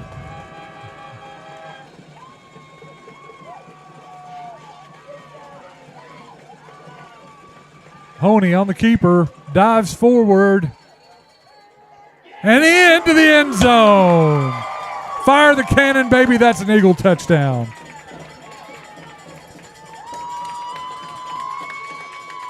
That's what we've been looking for all night. Get that man behind them, and if they're going to play man up on us, we'll take our chances. We saw him do that last week with Capo on a little he went in motion and went on kind of a wheel route down the middle of the field. We asked Coach about that Wednesday at the coaches show. He said you'd be surprised. He said Capo may have the softest, best hands on the team.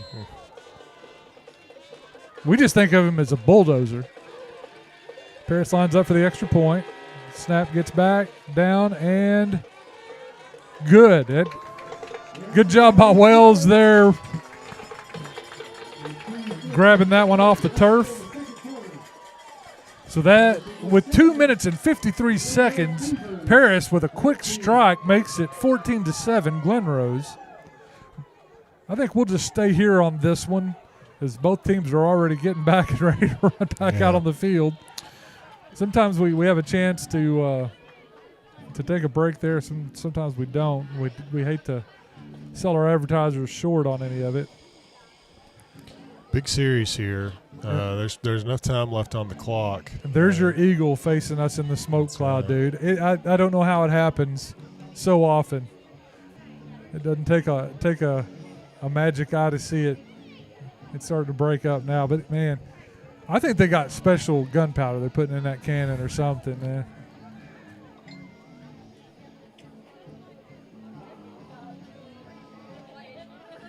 We've actually been working behind the scenes trying to get an answer on the air well, we say air horn. It doesn't even sound. There's an onside kick that was blown dead before it was recovered. False start on Paris is the initial indication from the far side. I would imagine they will decline that and take it right there. Oh, I guess they don't have the chance. Yeah, that's right. False start, it blows it dead. That's why it was blown dead before they covered it. I'm going to kick it away this time, you would think, after the, kind of played your hand. Worth a shot there. Backs us up 5 yards.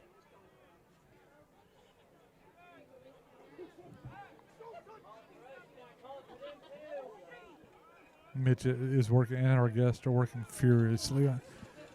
We have screenshots of the rule book. We've got an official that we're talking to.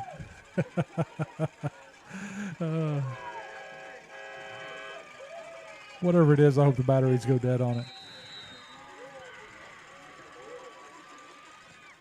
it. Paris with a pooch up the middle. They're going to pick it up, and they've got a little room to run. He takes it all the way back to the 35-yard line. He handled that cleanly, and Paris has got a guy down.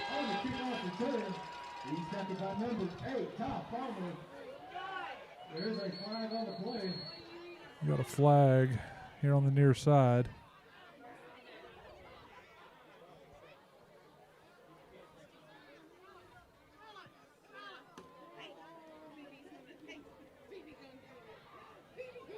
Officials are discussing in midfield.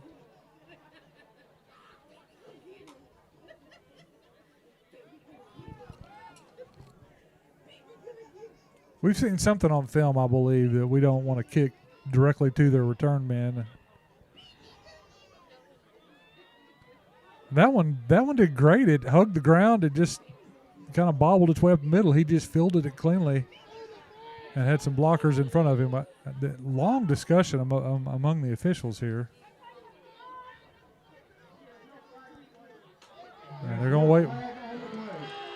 They're going to wave it off. There was a flag on the play. Whatever it was, they deemed it not a penalty. It was in a weird position. It was outside the hash on the near side, about where the play ended. As the players were running off the field.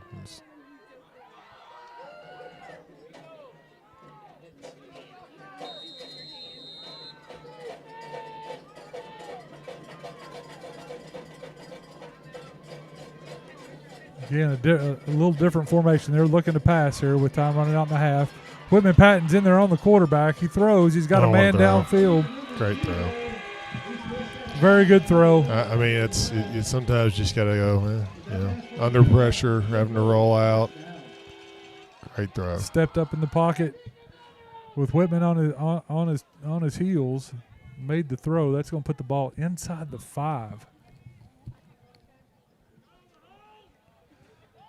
Seems like we went forever with it, just punting back and forth and stops.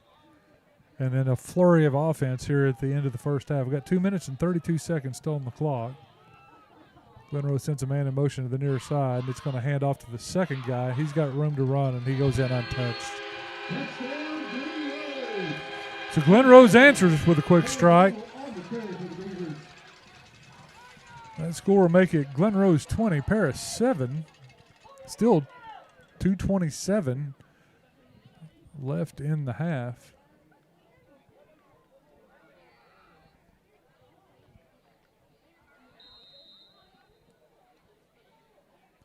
There's a snap and the kick, and that just looked awkward. False start on the offense. Back him up 5 yards.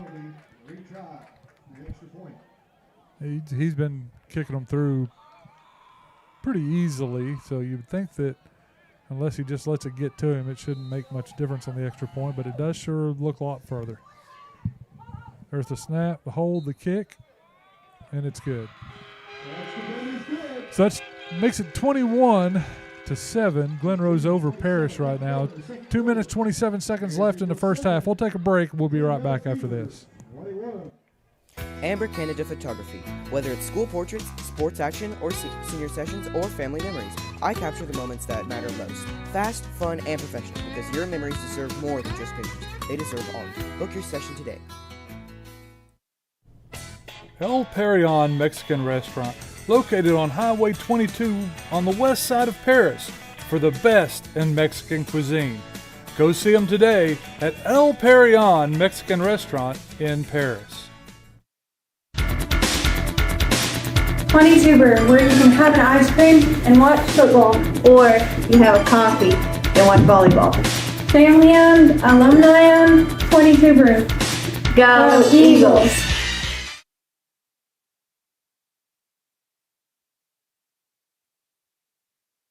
As we come back, Paris prepares to return the kickoff. Glen Rose pooches it up. It's going to go to Jaden Carter. He's looking for blockers. And then he cuts to the outside and back to the middle. He's going to be up near the 30-yard line. Man, there's still a lot going on after the play here. Fans are not happy. Jaden still down on the ground, last one to get up there. His own players come over and help him up. It's going to take a lot to keep him down, especially in a game this big.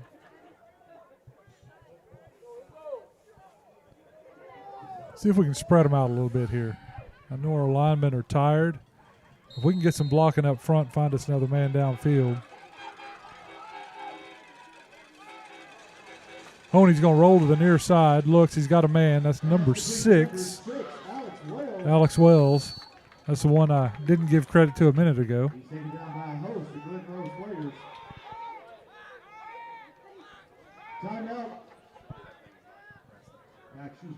They're moving the chains. That pass play was good enough for a Paris Eagle.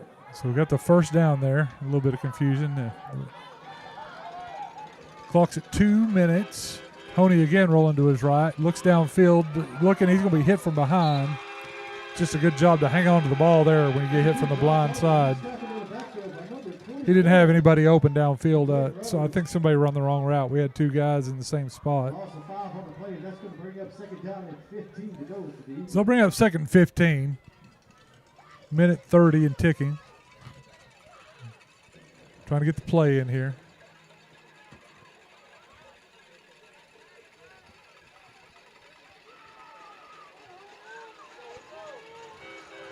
Play clock's under 10. Not normally what we see out of the Paris offense late in the half. Glen Rose got some pressure. Honey looking downfield. He's just going to throw it away. We again had two guys in the same spot in the middle of the field. No, that could have been a trailing receiver just kind of catching up with the inside guy with a play going away from him. Paris comes out split this time. Capo in the backfield. Minute 14 to play. Honey rolling to his right. Hands off to Capo up the middle. He's going to get back to about the line of scrimmage. Our host of Beavers.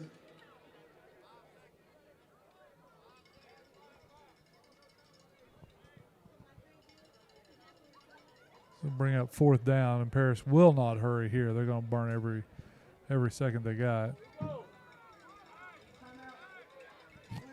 Glenrose is going to take a timeout. With 1:01 left to play, it's Glenrose 21, Paris 7. We'll be back for the rest of the first half right after this. In Paris, Arkansas, insurance should feel like a neighbor's handshake, not a hassle. At Paris Insurance Group, we protect what matters most: your home, your car, your business, your health, and even your future with Medicare coverage. Stop by our office or give us a call today. At Farmers Bank and Trust, we offer banking solutions from no-fee checking to our mobile app, from instant issue, tap-to-pay debit cards, to Click Switch, used to quickly, securely transition automated payments and direct deposits. Come home to Farmers Bank and Trust. At Autoplex Collision Repair, we understand that unexpected accidents can leave you financially stressed. That's why we offer Repair Now, Pay Later. Start your repairs today and spread the payments over time. Visit fixrex.com to learn more. So Paris comes out. Looks like it's probably going to be a quick kick. It is. Capo shoots it way up in the air. It's going to come down and land. Almost hits a Glenrose player. He had no idea that ball was that close to him.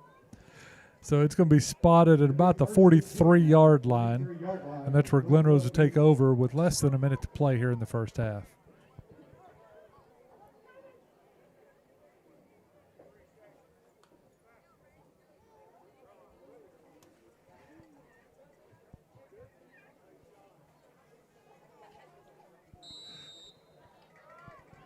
Glenrose, you know what they're thinking. They're going to, they actually stay in their bunch formation. They're going to roll a man out to the right, and he's got a little room to move. He throws it behind his receiver, Jude Rainwater, there in coverage. It's taken me a season, but I'm finally starting to recognize a few numbers without having to stare at the giant scorecard.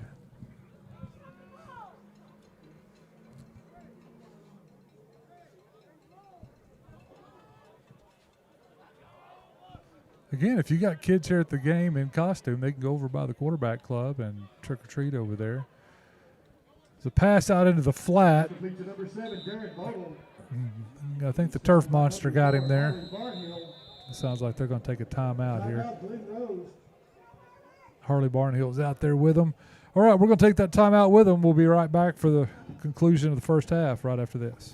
Warren Shoes, your home for Nike, New Balance, North Face, and UGG. Locally owned since 1949.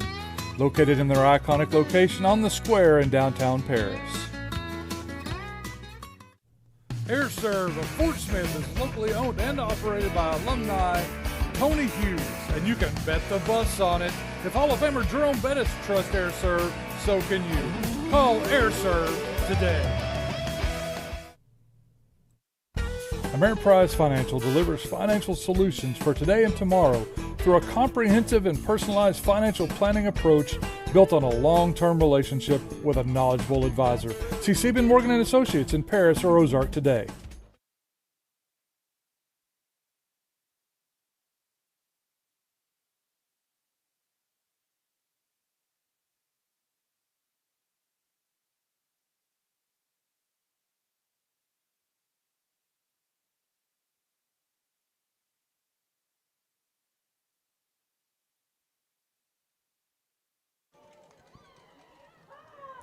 Glenrose is going to try to pass here. Whitman Patton's going to get pressure on him, but they throw it out in the flat. Jude Rainwater is going to bring him down. Gain of about 6. They're going to rush to the line of scrimmage. Clock at 34 seconds. He got out of bounds there, so they blew it dead. Clock stops. Whitman Patton coming off the field here.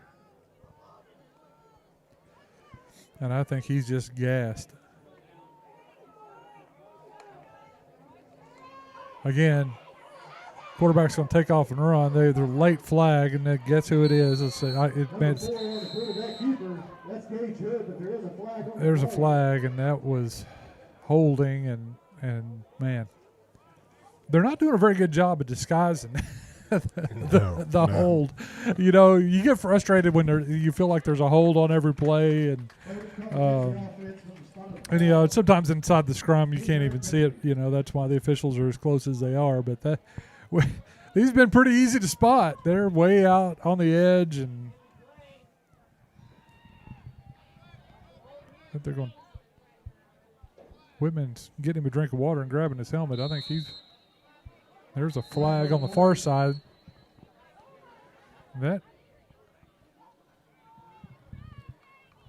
We don't have anybody out there, so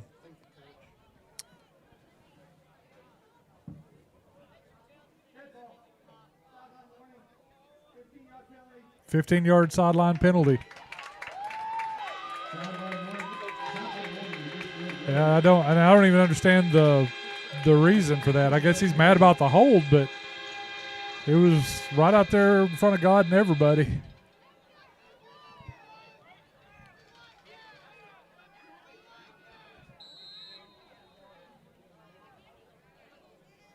So it's 4th down and forever, and they've got a man back to punt. Parrish brings a little bit of pressure, but it just shanks off the right side of his foot. It's going to land about the original where their first down would have been. It's going to roll to the 40. So Parrish is going to have about 18 seconds here if they want to do anything with it. And let's see what they do. I can tell you right now the decision will be made by what we see 71 do. He looks like he's going out there. Coach is getting them huddled up. And they just go take the victory, or not the victory formation, but the safety formation and just take a knee. There's no rush to get out there. They are going to the far hash. I guess that's where it came to rest.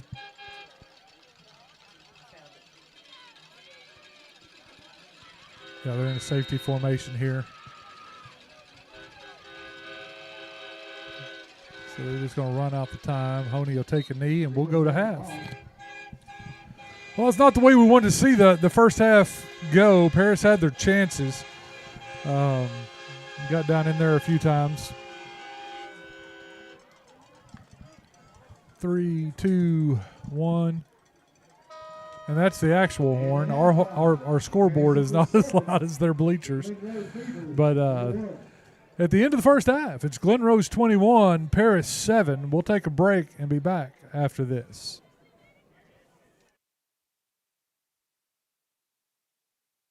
When I say with all our respect, you can be assured that at Roller Funeral Homes, we treat each family with honesty and integrity, and we are always there to provide strength for your family. Roller Funeral Homes, with all our respect. Ameriprise Financial delivers financial solutions for today and tomorrow through a comprehensive and personalized financial planning approach built on a long-term relationship with a knowledgeable advisor. See Sieben Morgan & Associates in Paris or Ozark today. At Union Bank, we're proud to invest in community. You'll see our logo or our team in every corner of our town because we're much more than just your bank. We're your friends and neighbors too. We're Union Bank, rooted in community and focused on you. Member FDIC. Warren Shoes, your home for Nike, New Balance, North Face, and UGG. Locally owned since 1949.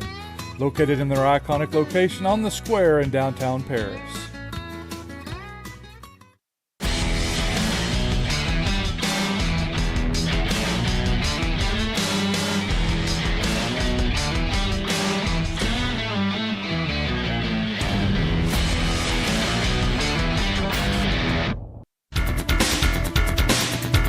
Tuber, where you can have an ice cream and watch football. Or you have a coffee and watch volleyball. family-owned, alumni-owned, 22 Brew. Go Eagles! 22 Lounge is a family-owned restaurant where you can host events, enjoy live music, and try our house recipes from barbecue ribs, wings, brisket, steaks, fish, coleslaw, and potato salad. 22 Lounge, a place for all to enjoy.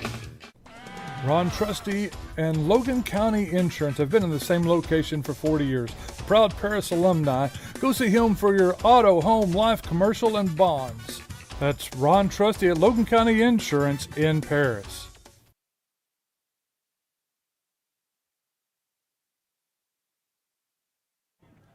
Well, as we come back tonight, so the band is going to perform, but they're going to perform in their Halloween costumes tonight. Fun little thing that Mr. Shoemaker has let them do tonight. I don't know how much of the show they're going to do. So I made a unique connection. We're about to hear Mr. Dryman over the PA system. Mr. Reinhardt, do you know where Mr. Dryman was before he came to Paris? I do not know. There's a reason I'm bringing it up, because we're excited with the rest of the state and with the whole rest of the southern United States that Dirks, Arkansas got $1 million to work on there with the T-Mobile grant. We've mentioned it on here and on our social media, encouraging people to go vote. And it was great to see Dirks, a town of 900, won by about 1 million votes. Mm-hmm. Had a big celebration, a lot of media there this week. But I didn't know until we were in the school assembly and it came across and Mr. Shoemaker said, no, but that's where Dryman's from. That's where he came to us from. He came to us from Dirks. And so congratulations to Dirks. We're gonna turn it over to the band. I'm gonna put my mic up here. We'll do our best not to talk in the background. And again, we don't exactly know how much of the show or what all they're doing tonight. So we're gonna turn it over to the band, let them entertain us for a little bit.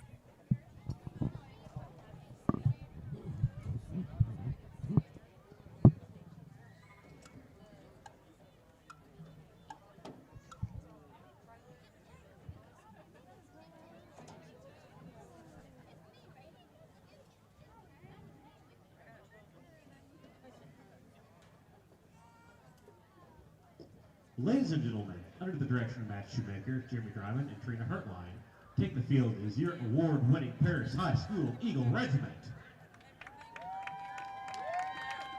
Tonight's show is titled Beneath the Bed and includes minor twists of classic lullabies as well as music by Imagine Dragons and composer Ed Bart Grieg. Senior drum major J.C. O'Mara is your band ready.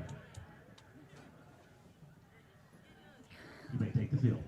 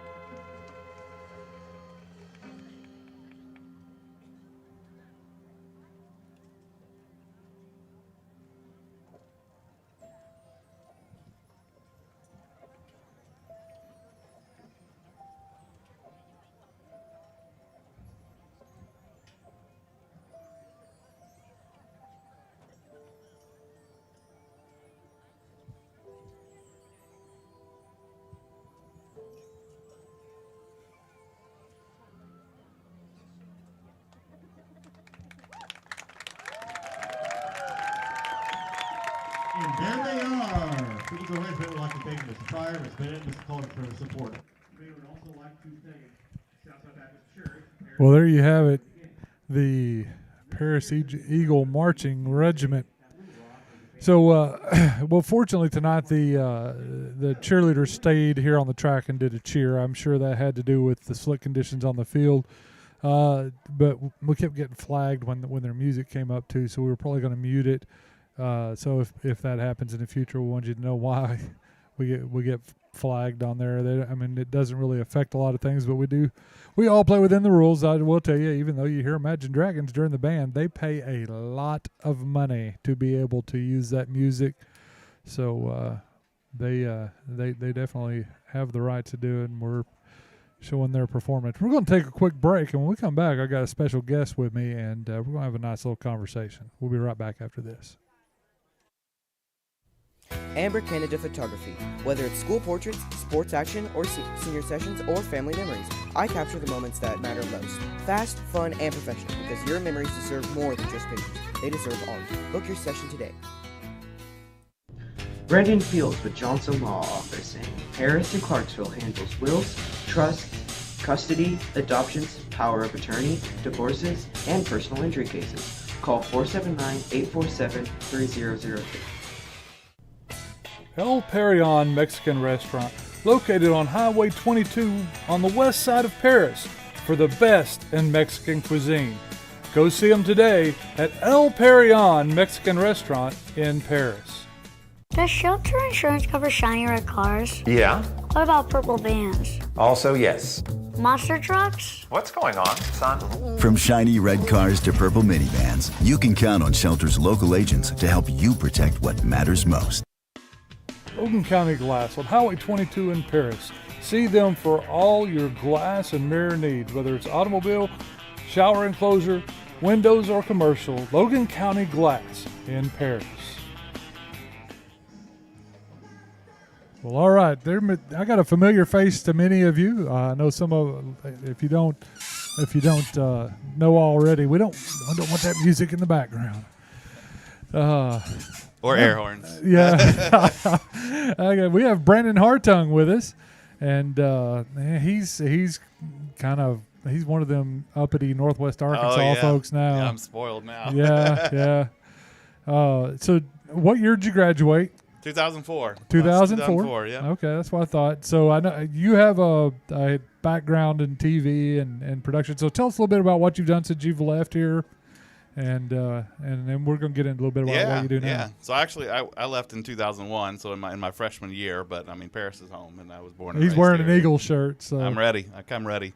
But yeah, I left here, and I ended up in Fayetteville and working for 5 News as a photojournalist there. So I covered many football Friday nights and chasing tornadoes and everything you can think of. Working for 5 News and learned how to do video work and tell interviews and shoot video and. Ended up starting my own nonprofit. It's called Mission Field Media. So I work with missionaries all over the world now, doing the same thing, telling stories and getting people involved in those situations and making a difference in the world. And you do work with an airline or something too, right? Yeah. So I work seasonally for an airline. Yeah. I don't, in case I say something later that's crazy, I don't want to say what airline it is. So I protect myself a little bit. We've had a good time off the air tonight. I will say that it's been a fun booth up here tonight, but I appreciate the man. He's already sent us some stills, and that's who was in the tunnel behind the Eagles, giving us that view. In fact, we didn't think that our range would extend there, but he's got a newer device, and I think it picks up a little bit better signal than our new devices. Yeah, I'm glad I just didn't fall down and live running out there with the team. I don't know. We might could have won some money. That's true. With that. So, we were talking a little bit earlier. We were showing you the software and everything, how things set up. I know this is really cool. You guys are doing a great job. I know you're brand new to it, so I mean, just looking at everything, this is really cool, and I'm really excited for Paris as a school district, as a fans, being able to get this new insight into the games. I've been able to tune in whenever I'm home and in the country and see live when I can't make it down here, and this is really cool. We officially, though, do, if next year you're somewhere around the world. We expect a comment from Africa or somewhere. All right. We need a check in, so that we can say our broadcast. I'll be watching at 3 a.m. in the morning over somewhere on another continent. Yeah. We can check that off our list. But so your mission field media work that you do now, I keep up with it. Yeah. So tell us a little bit about it.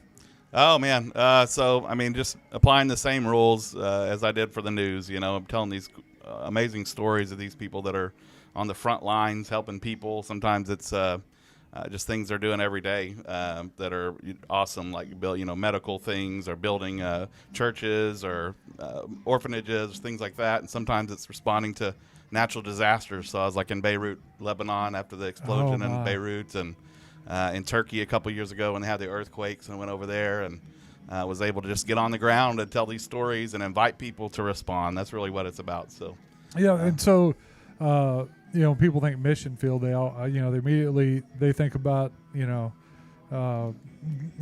at church on Sunday and everything, and they don't understand that there's so much humanitarian work that is involved. Huge and part of it. And I've watched a lot of your production, and I've followed your journey.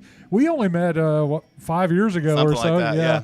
I think you did a little bit of drone work for us. It looks a little bit different now, doesn't it? Yeah. Oh yeah. This your first time seeing it with all the new billboards Mm-hmm. and stuff. And we're coming up in the world. Well, the foundation has done a great job, and that's who allows us to be on the air and all these great sponsors. The gym has got a lot of it too now, and we're really, really thankful for all of that, and a lot of money going to our into our programs. And when we do that, you know how that works. Yep. When you're working with nonprofits, it's school's nonprofit. Yeah.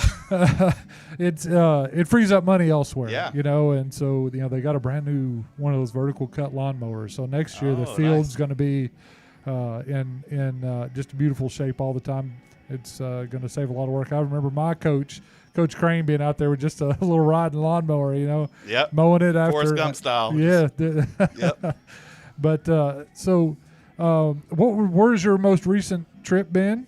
Okay. Yeah, Honduras was 4 months ago. I was in Honduras. That's what I was thinking was Honduras. Yep. So I've been there a bunch, probably 20 times in Honduras, but that's a close flight, so it's not too hard. Not too bad to get to. Yeah. And yeah. So what's worse, Honduras or that airport up north that you've been stationed at a whole lot? Well, which one? Minneapolis? Or, I didn't want to say it out loud, but that was exactly what I was thinking. No, Minneapolis is a really nice airport. Actually. Nice? It's a little confusing at first, but yeah, it's a good airport. Because I like they the have cold. Air conditioning. Okay. You can flush your toilet paper. Okay, so you have a few advantages there. Yeah. Okay, I got you. So before we wrap this up, how can people help sponsor the work that you do and the people that you work with? Yeah, absolutely. Go to missionfieldmedia.org. It's all on there. You can also check out our YouTube channel, Mission Field Media. Just search it up on the social medias. Love to connect with you on there and show you some stuff. That's awesome. This comes a long way. I know you probably started like I did. I never went to college for any of the media stuff, and I learned in church basements and flipping levers between. We got threw into the lake and told to swim. Sometimes that's how it works. Yeah. So. It's nice to have modern technology and be able to do this. And, this is so nice, and I applaud everybody in Paris that's working to get this stuff up and going. They're doing a great job. And you've seen the team. Yeah, you got to meet the entire team that was here. This is great. This is great for Paris and great for the fans. I mean, this is a whole new level of insight, and I'm able to be a more of a fan, not being here all the time. And I love it. Well, thank you. Well, thank you for coming on with us. We're going to take a break and. Get ready for the second half. Teams are out on the field getting warmed up, and the temperature is dropping. Oh yeah. They say we got a frost coming, I think, tomorrow night. So all right. So it'll freeze our tears after the Razorback game tomorrow. Maybe we're going to win tomorrow. Tomorrow's it. Tomorrow's the game. Okay. All right, we'll take a break. We'll be right back after this.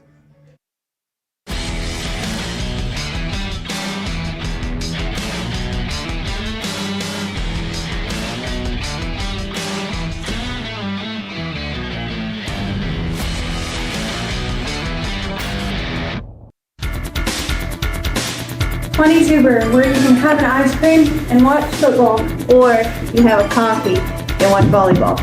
family-owned, alumni-owned, 22 Brew. Go Eagles! 22 Lounge is a family-owned restaurant where you can host events, enjoy live music, and try our house recipes from barbecue ribs, wings, brisket, steaks, fish, coleslaw, and potato salad. 22 Lounge, a place for all to enjoy. Ron Trusty and Logan County Insurance have been in the same location for 40 years. Proud Paris alumni. Go see him for your auto, home, life, commercial, and bonds. That's Ron Trusty at Logan County Insurance in Paris.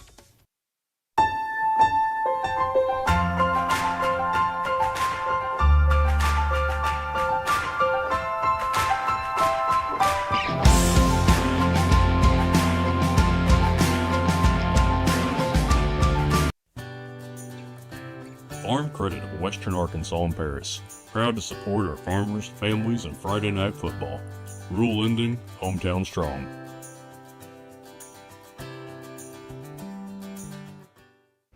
When it's time for your next vehicle, shop local and drive with pride. You'll get more than a great car. You'll get hometown service and support from folks who know you by name. Paris Ford and Paris Chevrolet, proud supporters of the Paris Eagles.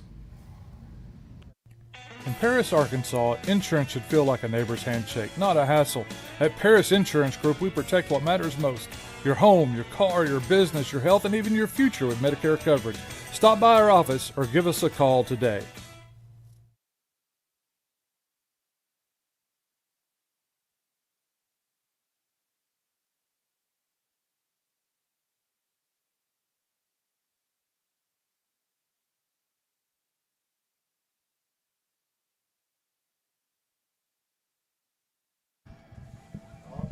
All right. Well, Reinhardt is not back yet. So, okay. For first commercial break. Nope. You're here till the first commercial break. You have got to do color with me. All right. Until the first commercial break. Let's see if we can get kicked out. No, you do not do that. We are a professional organization. All right. We're professional. Oh, my fingers crossed. You can't see the lights down. Oh.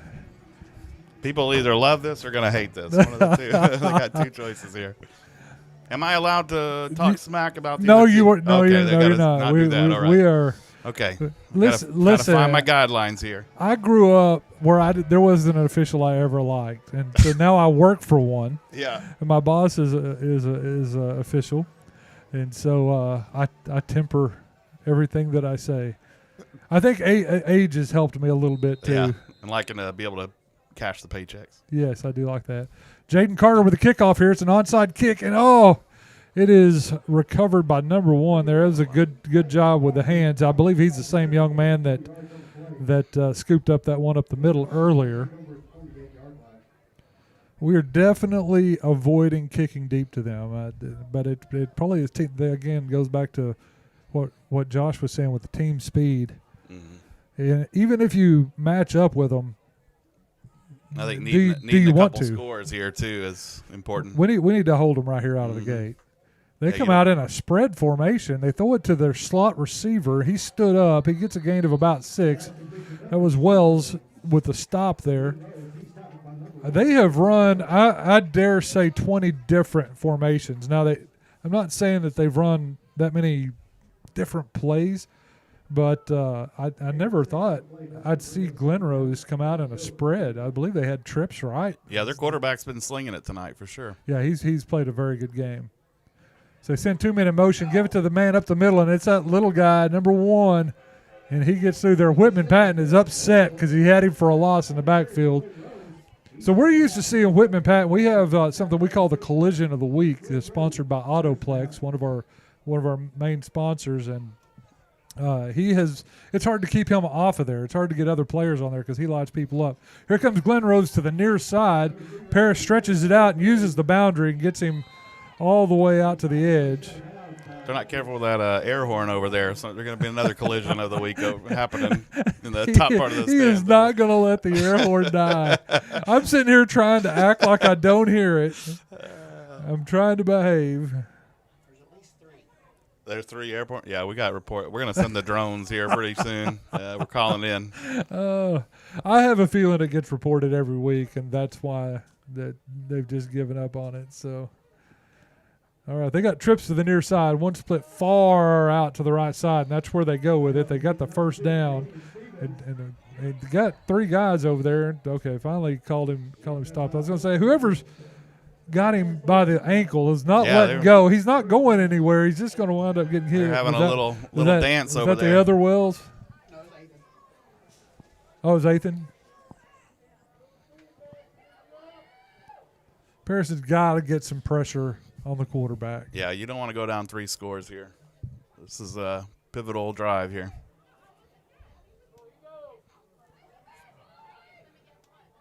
Again, trips, and they're going to run back inside out of it, and somehow he finds his way through there. It just looks like there's nothing there, and they have it bottled up. Yeah. Harley Barnhill comes up to make the stop, but those are not the guys we want being our leading tacklers. I got to see if maybe Diddy is their offensive coordinator or something. They look like got baby oil on them or something sliding through that offensive line. Oh, I knew you were going to push it. There goes the quarterback keeper off the right side. There's a flag comes in, and then another flag on the far side. I don't know if they're for the same thing. There are 3 flags down on the field, it looks like. In the area of holding, and that's what it'll be.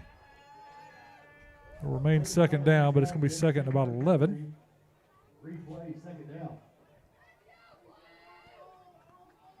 So, Brandon, how long has it been since you saw a game played on grass?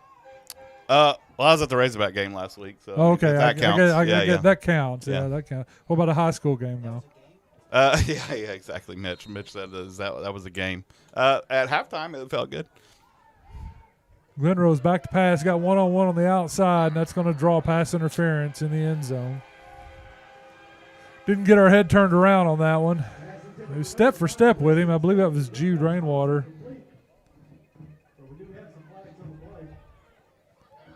Not sure it was catchable, but it was close enough. So pass interference is going to move it back forward. We're watching the yard markers here. And it's going to give them first down and goal right at the 10.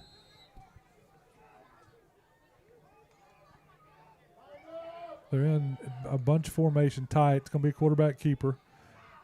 He runs up into the traffic and gets pushed to the outside and then blown up by Jaden Carter. I wasn't watching the screen on that one. I'd like to see the overhead view on that one. That was a pretty good lick. Yeah. Glen Rose with wholesale changes here. They're running 4 off. There's 1, 2, 3. There goes the 4th one. They're running a lineman off and a skill player on. Maybe going to go to the air here, you think? I think that's exactly what they're wanting to do is try to get a man out in the flat here. They're going to hand it off. And stopped them. Yeah, stop. Good stop there. Landon Robertson in there was with the initial contact. I believe it was Dawson Bradford who was right behind him. And that's what we've been looking for all night. Now it's 3rd and long. They stopped him. Yeah, they gave him a little bit of forward progress there. So still just outside the 10. Man goes in motion to the far side. We got a man off the edge. Oh! There's you a contender for collision of the week. That was nice. That was Harley Barnhill lighting up the receiver down at the 2-yard line. Oh, they're running out quick. Glen Rose is trying to hurry here. Paris better get down and get ready. Wow. Get down and get ready because that's coming up the middle. He goes up and over the top. He did not get in. Oh, he did. Wow, that was a late signal, but he got up and over. Looked like he got hit midair. I must have lost him in traffic. It looked like him. He crawled up his back. Yeah, it looked guy's back a little bit. Boy, that's a whole other marginal error that we don't want to get into. That's what I'm here for. I'm going to say all the things that you're not allowed to say. Well, you can't use another player for leverage. Right, exactly. So I thought maybe they'd go for the field goal. Their kicker's pretty good. He's already proven he can jump. We've seen that. So with 8:26 left here in the 3rd quarter, it's Glen Rose 28, Paris 7. we're going to take a break and get somebody safer on the microphone. Yeah, I'm officially not the good luck charm. We did not stop him at all. So we'll sorry be right about that, back guys. after this.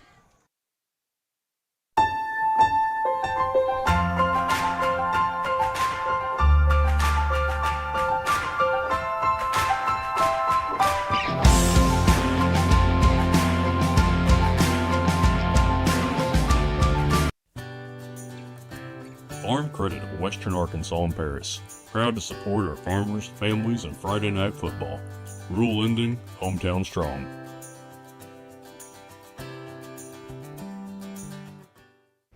When it's time for your next vehicle, shop local and drive with pride.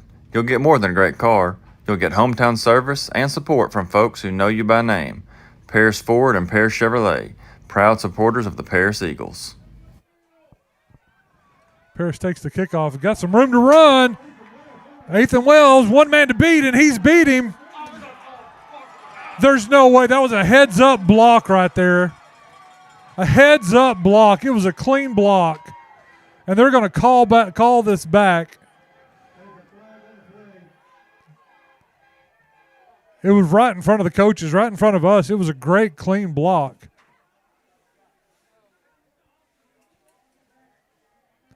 It was behind and opposite the play.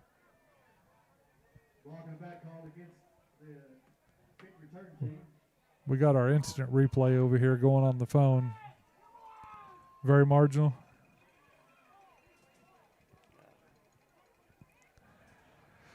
And it's just best to throw your hands up in the air and not do anything there.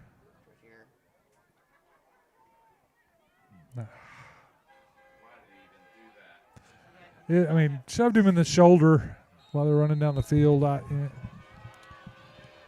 that backs us up to our 44-yard line after Ethan Wells was in the end zone. Honey going to go to his right. Got a man. That is number 6, Alex Wells. Wells got his hand on the ball quite a bit tonight. I think it's his third catch. Bring up 2nd and 3. There's a good chance he's above 100 yards receiving it, that long one. Yeah, that's true. He had the long one. Yeah, that's true. Capo goes in motion to the left. Honey looks out in the flat and then comes back to the middle of the field. And it is incomplete, intended for Ty Farmer. Tight window there. That's a risky one. Yeah. I almost like the over-the-top play there.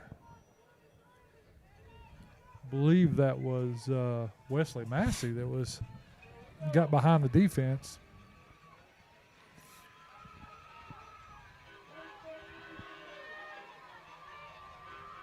Glen Rose keeping everybody within 10 yards of the line of scrimmage. Honey going to roll to his right, looking downfield. And they're just that's Ty Farmer, and that's going to be enough for a first down. They've had good success with that little comeback route on a rollout there.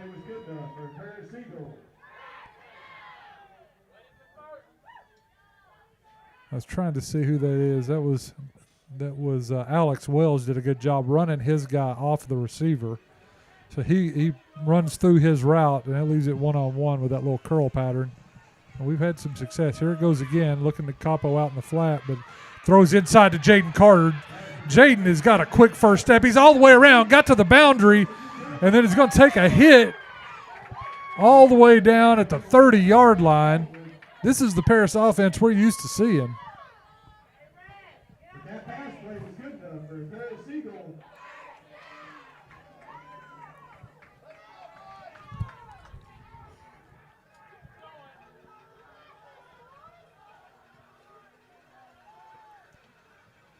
Looking to see the formation here. It's going to be split, 2 to each side. Capo's going to go to Honey's right. He's gone in motion 2 plays in a row. Fake the handoff. Oh, he does have the handoff. And he's going to be down to the 20-yard line. It's going to be really close to a first down. I think he's going to be just short. He nearly broke that. That was 6. Yeah. We've been spreading them out now, making them having to cover the boundary, and that's opening some things up inside. A little bit of fire ignited inside our linemen here, too, on the inside. These guys You know, they're down a man, don't have Joel Johnson this week going both ways, and so somebody's having to fill in for him. There goes. This is going to be another draw. This is Honey up the middle this time. He lowers his shoulder, and he gets 10 yards. And the guy that tackled him is feeling it.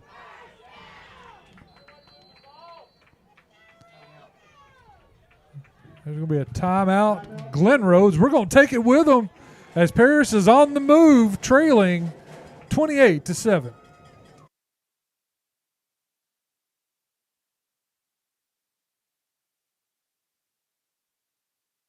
Looking for a fast and friendly pharmacy? ExpressRx offers free delivery, convenient drive-through, and personalized service. We are your hometown pharmacy.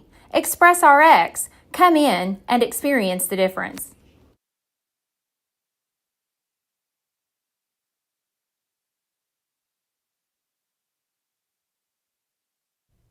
Amber Canada Photography.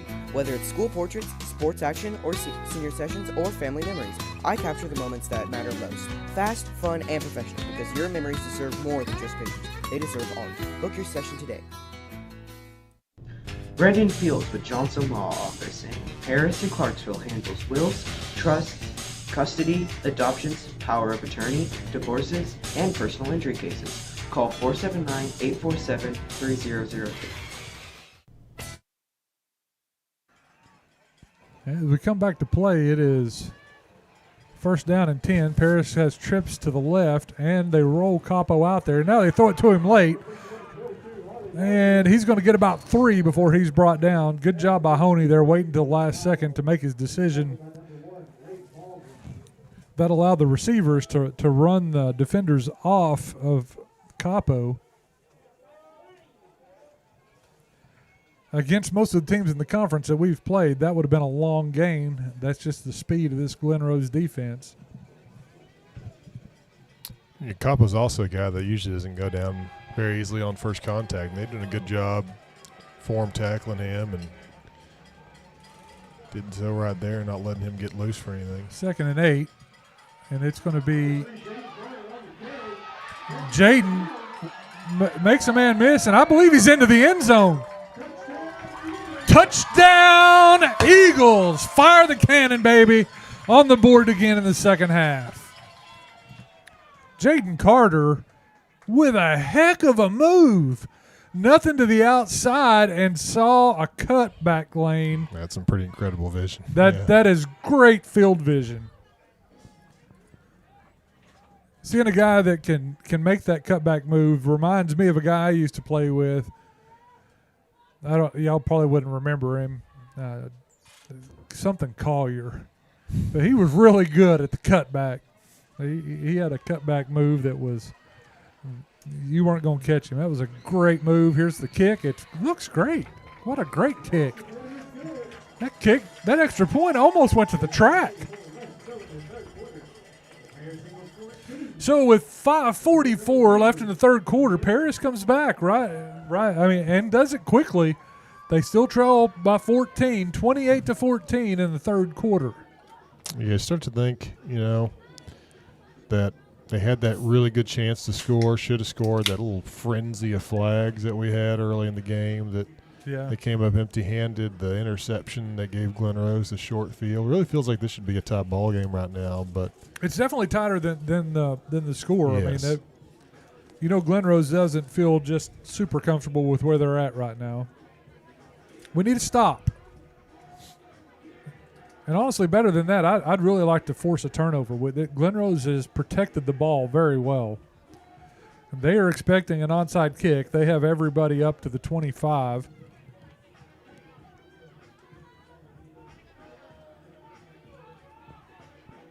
Paris is lining up like they're going to kick an onside kick.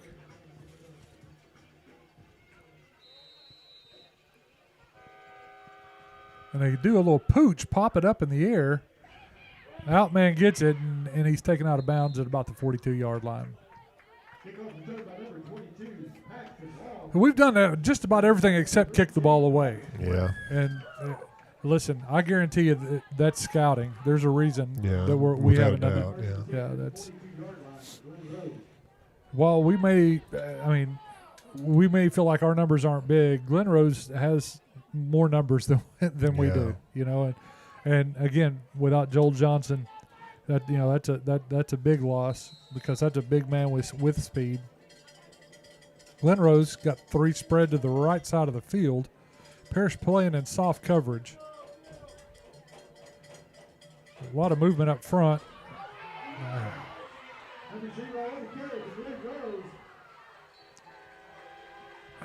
I know Whitman Patton is frustrated right now.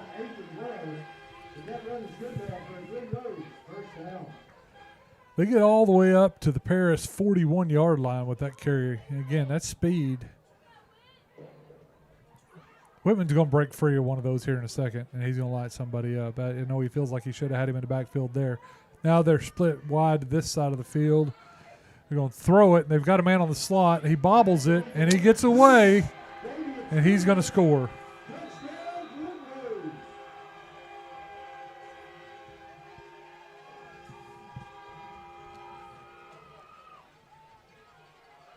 So one thing you did not want to happen there was to give up a quick score.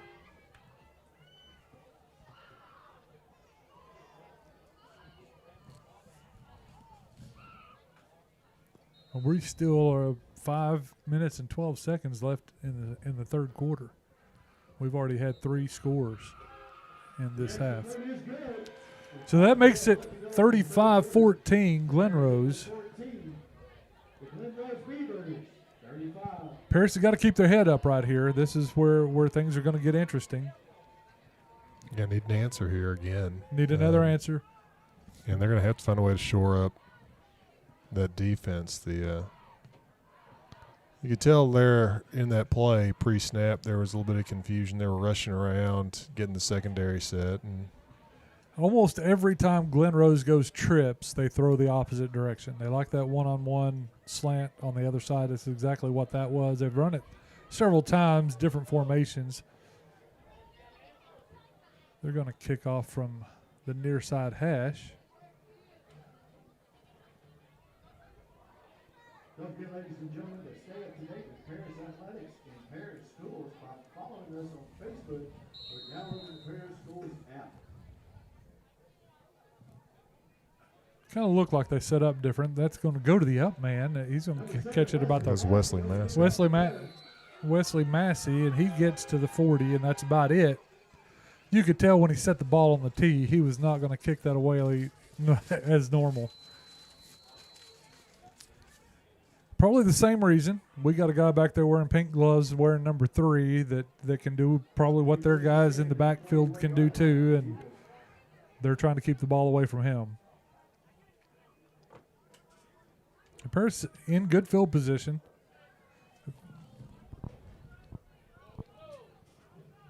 Coach has got him in the huddle over here on the near side. He's talking to everybody, getting everybody in. It looks like they're rotating some linemen.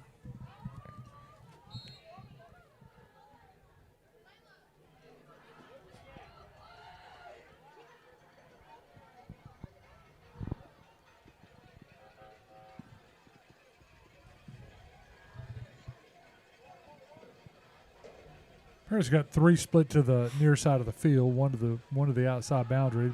Snap is bobbled. Honey's going to throw it to the boundary, and it's just out of bounds. Looking for Ty Farmer there. He's had a quiet night. He not normal. We usually say Ty Farmer's name quite a bit. They had some backside pressure there. Honey felt it. The snap was a little low.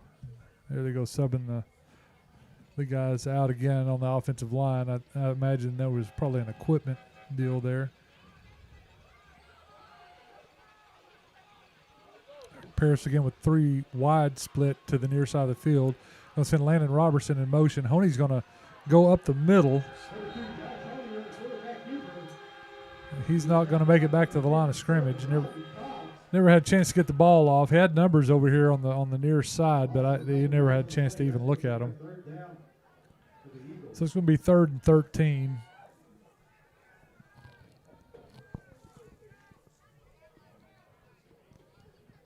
Been able to see any scores from around the conference, Josh? I tried to look for some earlier. I mean, there's one in particular that we're trying to keep an eye on, but there's no score.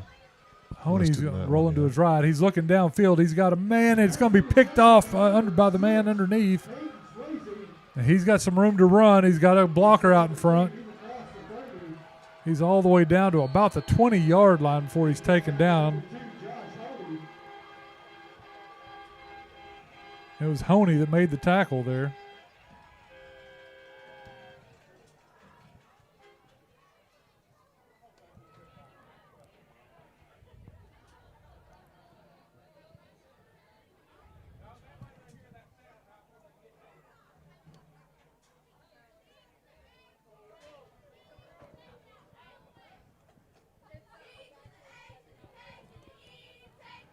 Glen Rose again with 3 to the near side. They do have their receiver split far out on the boundary on the far side. That's the man they'd like to go to. Paris does have a safety over the top now. They'll fake the handoff. They're looking to the near side. Throws across the middle, and what a defensive play by Jaden Carter.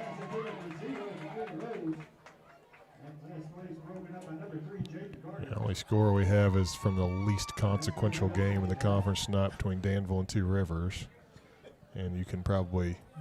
Is it a running clock? It's not a running clock yet, but I mean it's well on. Well, I say well on its way. It says it's in the fourth quarter there. It's 38-14. Little Johns. Glen Rose going to run off the left side, and again we wind up with our secondary having to make a tackle down inside the 5. He's tackled by number 3, Jaden Carter.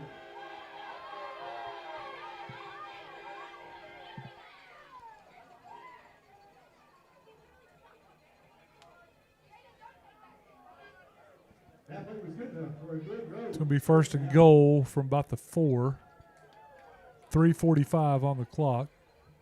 It's going to be a quarterback keeper. He gets hit in the backfield, stands back up, gets hit again. I believe that's Jaden Carter coming up to make the stop. Number 4 on the carry, that's Gage Hood. He's tackled by number 3, Jaden Carter. Glen Rose going with that little shell huddle, trying to go fast. Going to run the same play. Yep, and they do. And he's in. There's the signal. That'll make it 41-14 Glen Rose. This game getting out of hand quick.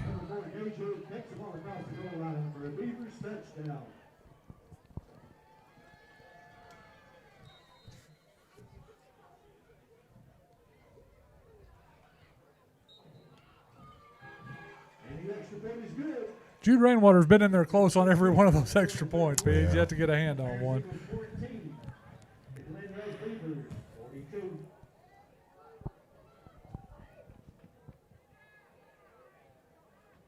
So 3:16 left on the clock in the third period. A lot of time left in this, but Paris has got to get something going.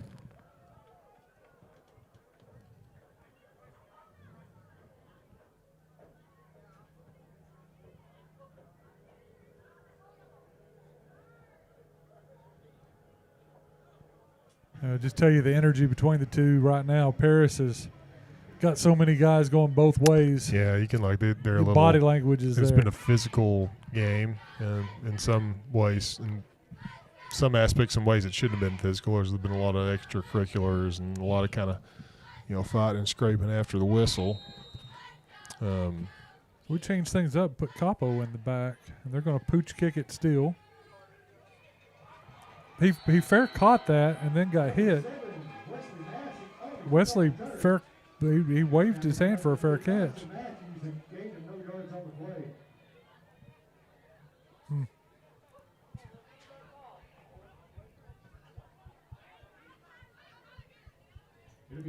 It was a good decision to fair catch it.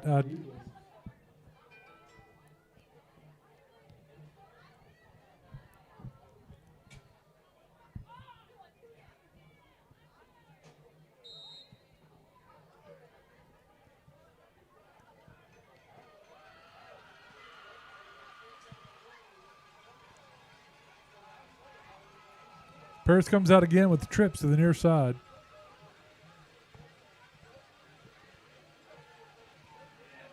He's got a man wide downfield. open. Oh, he just overthrew. Jaden Carter was wide open.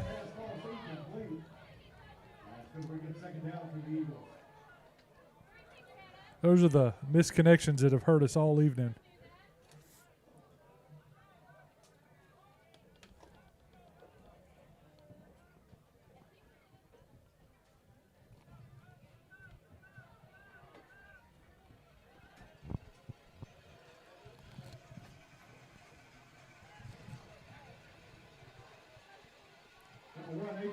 Ethan Wells around the edge.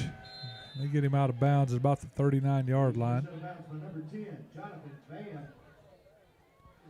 Picks up a chunky yardage there because you're in a position where you got to go for it. Woo, they marked that one back a little bit. It is right in the post. I thought he was a little farther forward. And we got a bunch trips to the near side. 3rd and about 7.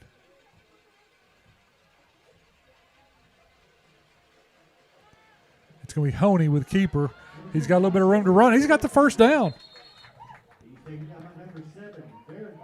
Boy, that spot is going to make it close.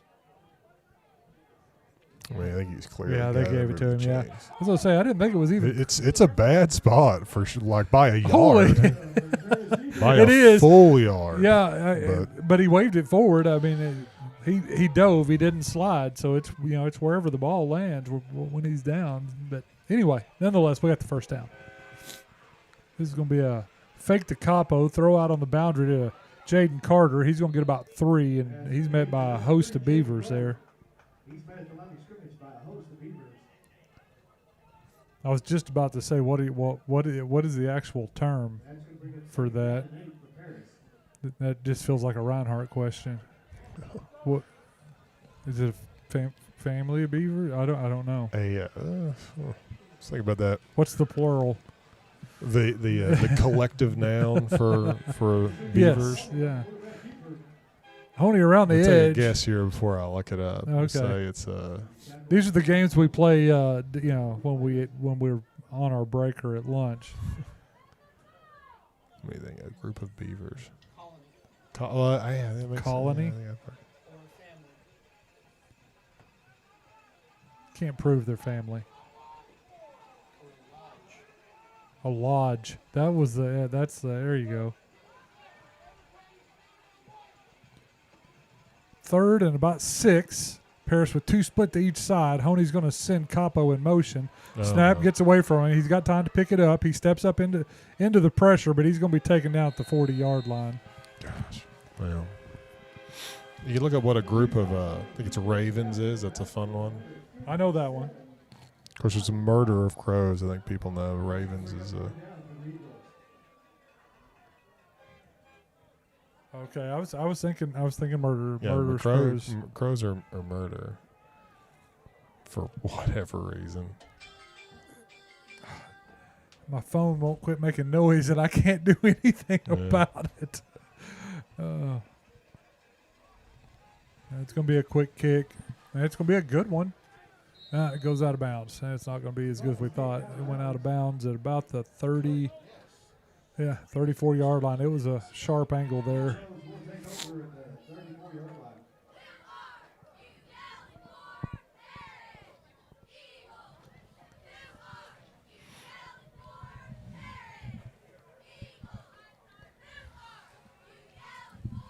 Paris thought it was further down too. They're having to back up here.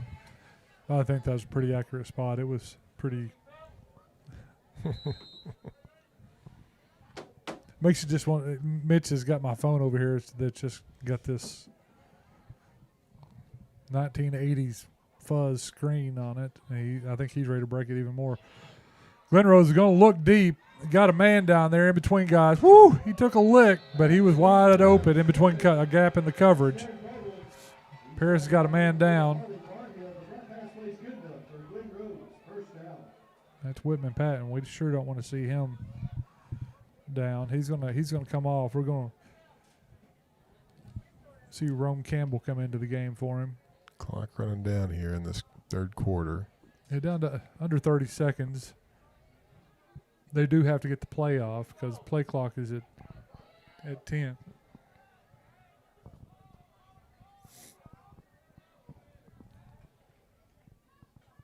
It's going to be a handoff to the near side, that sweep.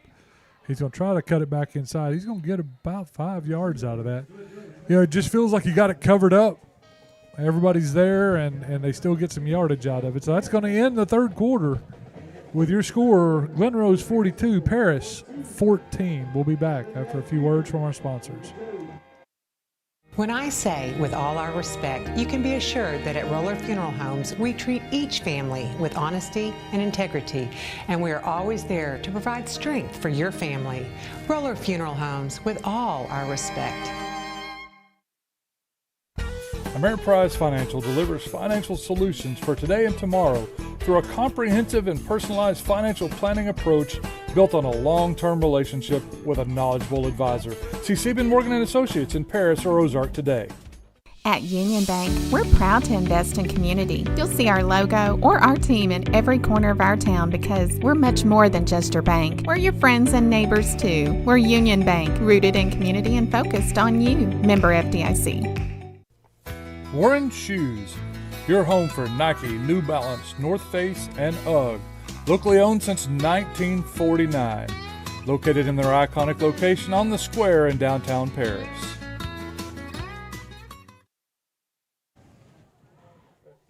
Well, we flipped the field here.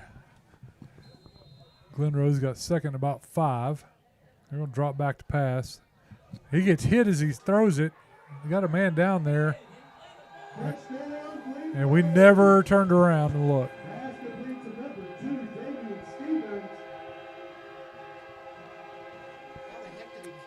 That's a perfect catch and throw. I don't know how he got the ball off. The catch I understand because it was on the money. What I don't understand is how he got that throw off because he got hit.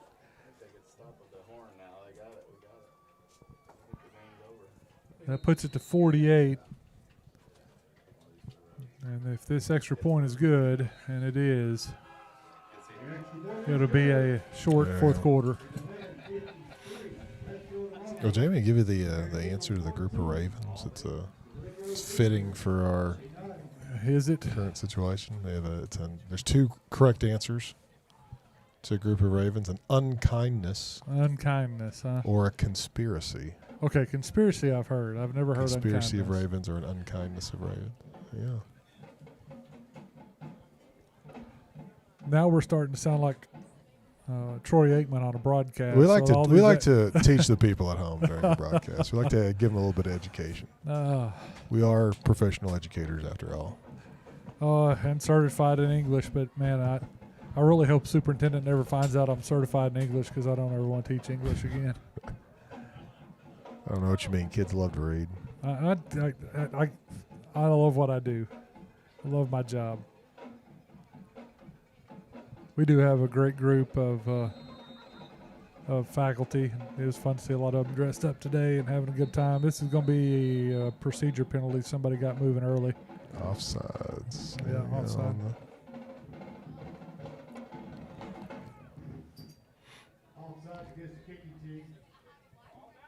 Is that a dead ball foul? I mean, is that like a false start where you just blow the play? I think it is on a kickoff just because it would. I mean, it's going to affect the play a lot more substantially. You'd think you would have the chance to accept it after the outcome of the play. If no, it's not like unabated to the quarterback where just, you got a free run at somebody.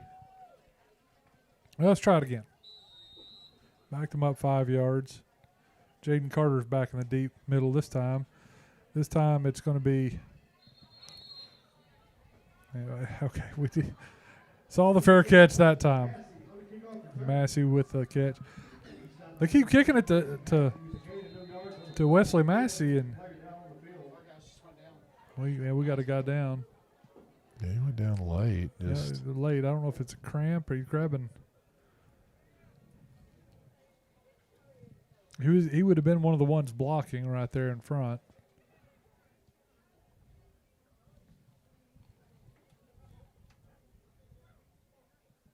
Not sure why their coach is over.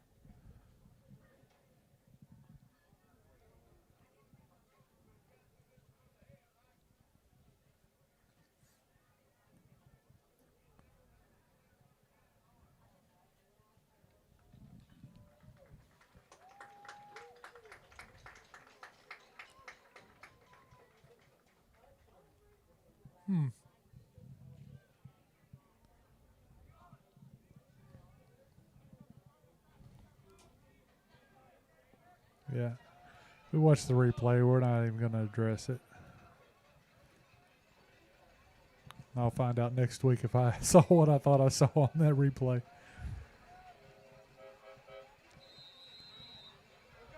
All right. Paris comes out. We got 2 split to each side. He's got Capo. Or no, it's 23. That's Lawson Wells. Yeah, it is Lawson Wells.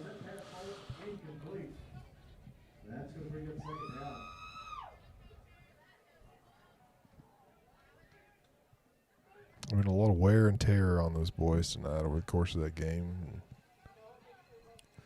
Well, this pretty much seals Paris into the 3 slot. Yeah, the only way they, and it is possible to move to the 2. So we await the results, obviously, of that Cutter and Wells Magnet in Cove. the quarterback. He stood up. Oh my! Yeah, there come the flags. Well, I gotta say, I don't know if we have any Glen Rose listeners, but they've kind of they've shown their colors. It's been a pretty class. And this is not just sour grapes on my part for the team losing. Well, I mean, there's you been kind a of knew lot it coming in. It's been a lot of. You talk to people around the conference. You kind of know what's coming. Yeah, I'll just say. I mean, if it was flipped and we were up by 35 and doing that, I would still call it out. Even on our part, I mean, it's pretty classless. Backup quarterback in there and make Boonville look like a bunch of saints. Oh. That gives us a first down. Thank you, Wells, for taking that lick for us so we could get an easy first down. Capo's still in there in the backfield. Speaking of the Bearcats, let's see how they're doing tonight against the old Tigers. Snap rolls back and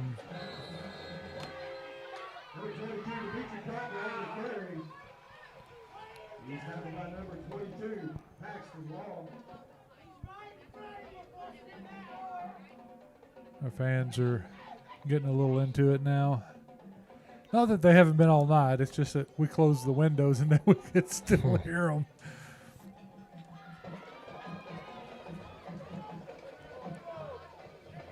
Glen Rose shifting around on defense. It looks like they got a guy offside. Oh. Well, Wells got the turf monster.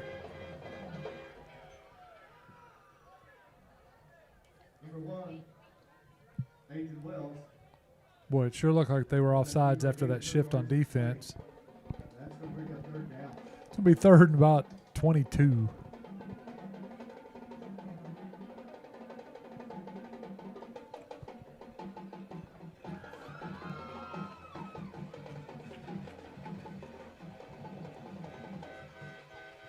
Going to send Capo in motion to the far side. Wells looks, and now he's going to take off up the middle. Great spin move.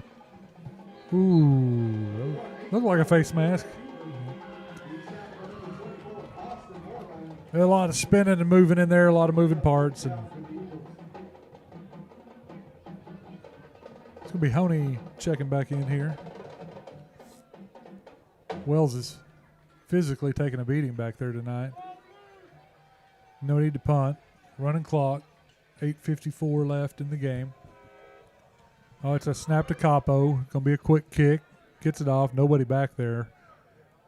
Got a chance for a good favorable roll. It dies dead at the 10. That's where Jaden Carter will touch it. Let's see who Glen Rose sends out here. Still starters, it would appear. Yeah, it looks like it's their starters. Who do they have next week? Do you know? I can find that for you real quick. I want to say, Danville. That's what I thought.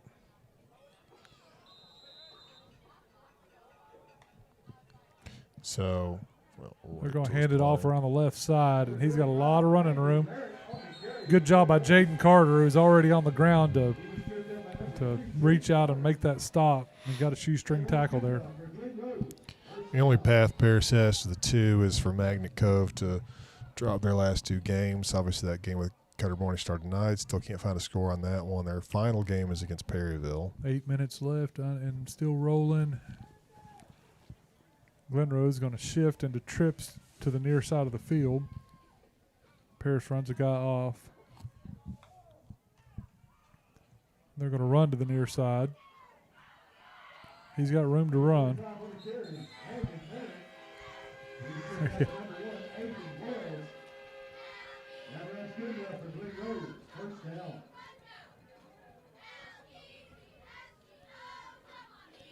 You know, we talked about it during the week, and we talked about it last week after the game, this is a game that Paris had to come into and just not make mistakes. Yeah. And the mistakes have cost them tonight. Glen Rose is physical. They're a good team. They're fast. Great athletes. Here you go off the left side. We got a guy out there. That's Jaden Carter, and he upends him for no gain. Maybe one. That's going to bring up second down for Glen Rose.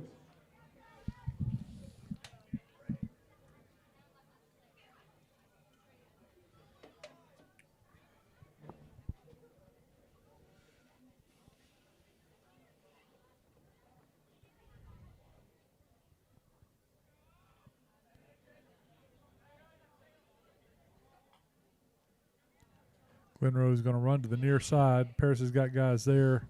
They're going to stop him for no gain. Number 9 on the carry, Ethan Ellis-Nash. Tackled by number 50, Ron Campbell. Ethan Wells again in the middle of all that. What's he listed at, Mitch? 140 pounds, 5'9", 140. Yeah. Heck of a game by him tonight.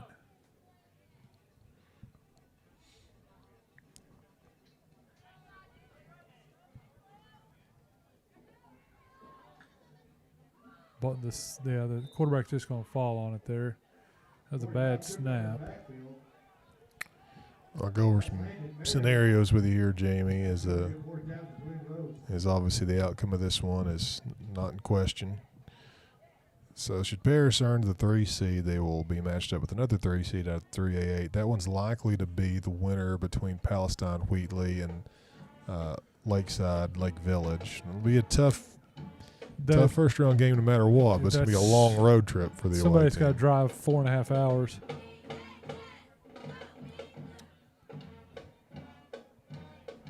That ball is still rolling. Are you kidding me? It's going to go all the way down to the 10. Man.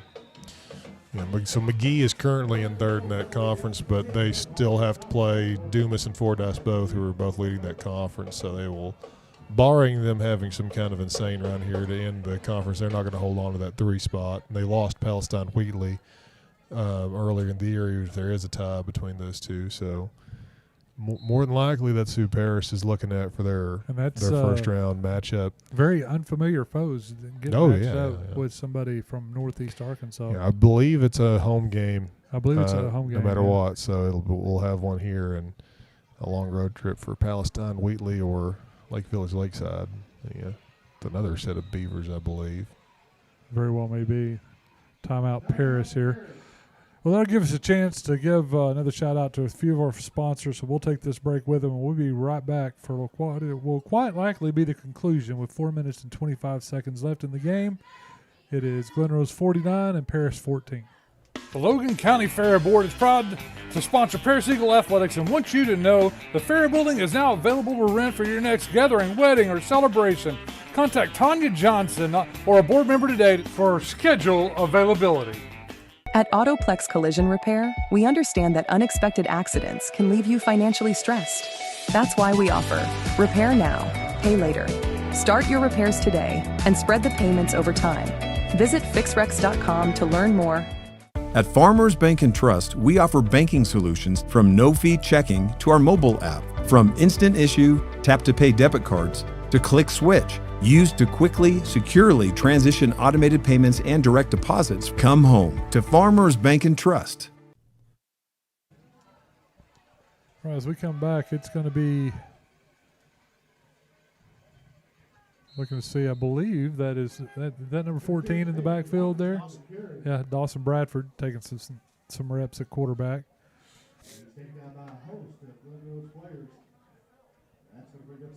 Ethan Wells has played a whale of a game tonight on both sides of the ball.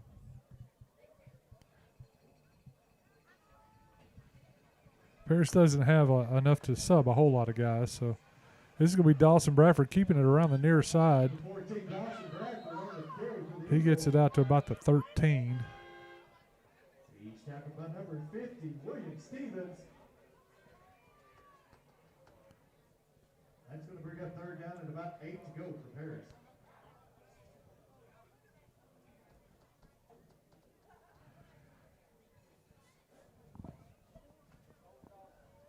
Most of the Paris starters are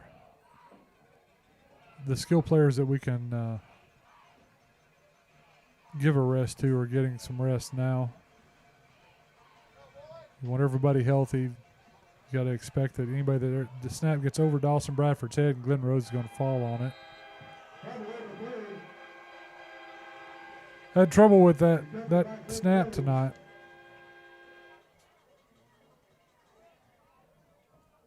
Number 22, Paxton Long for the Beavers, comes up with a fumble recovery.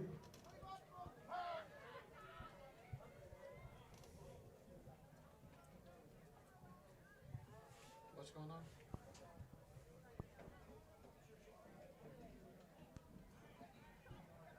Don't go ahead. Don't go ahead and disconnect. We're running low on battery. Titus. We're going to drop all the cameras.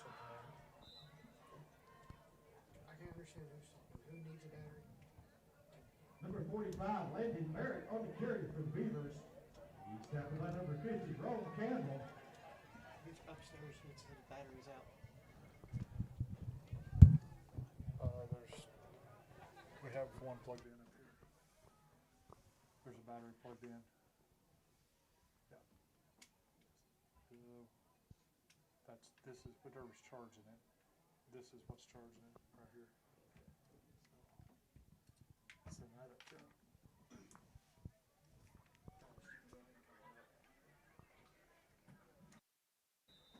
Find some battery issues with some of our cameras here. Glen Rose is going to take a delay of game. 5-yard penalty. Replayed it down. It's probably about the only way our batteries are going to make it to the end tonight. Yeah, we've got to figure that out while we're struggling on battery power. We're in the single digits here on our main operating camera, and that's going to be a touchdown for Glen Rose. They run off the right side. Well, it's not going to be pretty when they start showing these scores around the state. We will have a brief, probably very brief post-game show, just making sure we get through with all of our battery. Clock still runs. Actually, it stops, I guess, on the scores. Minute 30 left. Just really trying to find some scores for some of these other games, but it's not. Not a lot being reported yet. Yeah, I mean, still got 0 showing for the Cutter Magnet Cove game, and it's really the only one that's of concern. And I don't see that being a scoreless game. Yeah.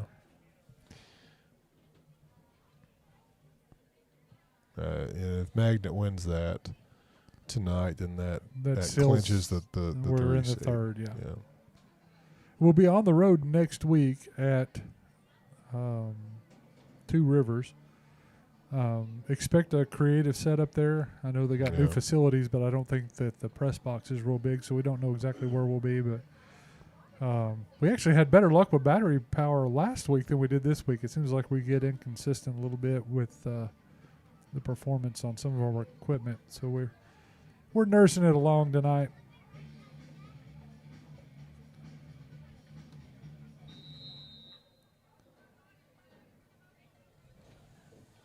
Another pooch kick, fair caught. Number 7, Wesley Massey, he's shown his hands tonight. Minute and a half left in this one. And you can't say Glen Rose running up the score. We kind of handed them the last score that they got there. They even took a delay of game penalty and still marched in. We don't even have Jaden Carter. He's over here on the bench now, even while we're on offense. Dawson Bradford back in there. He takes the snap, hands it off up the middle to Capo. Capo looking for running room. He's going to drag some guys for about 6 yards. He's taken down by Host and Clock continues to run. We're about to be under a minute.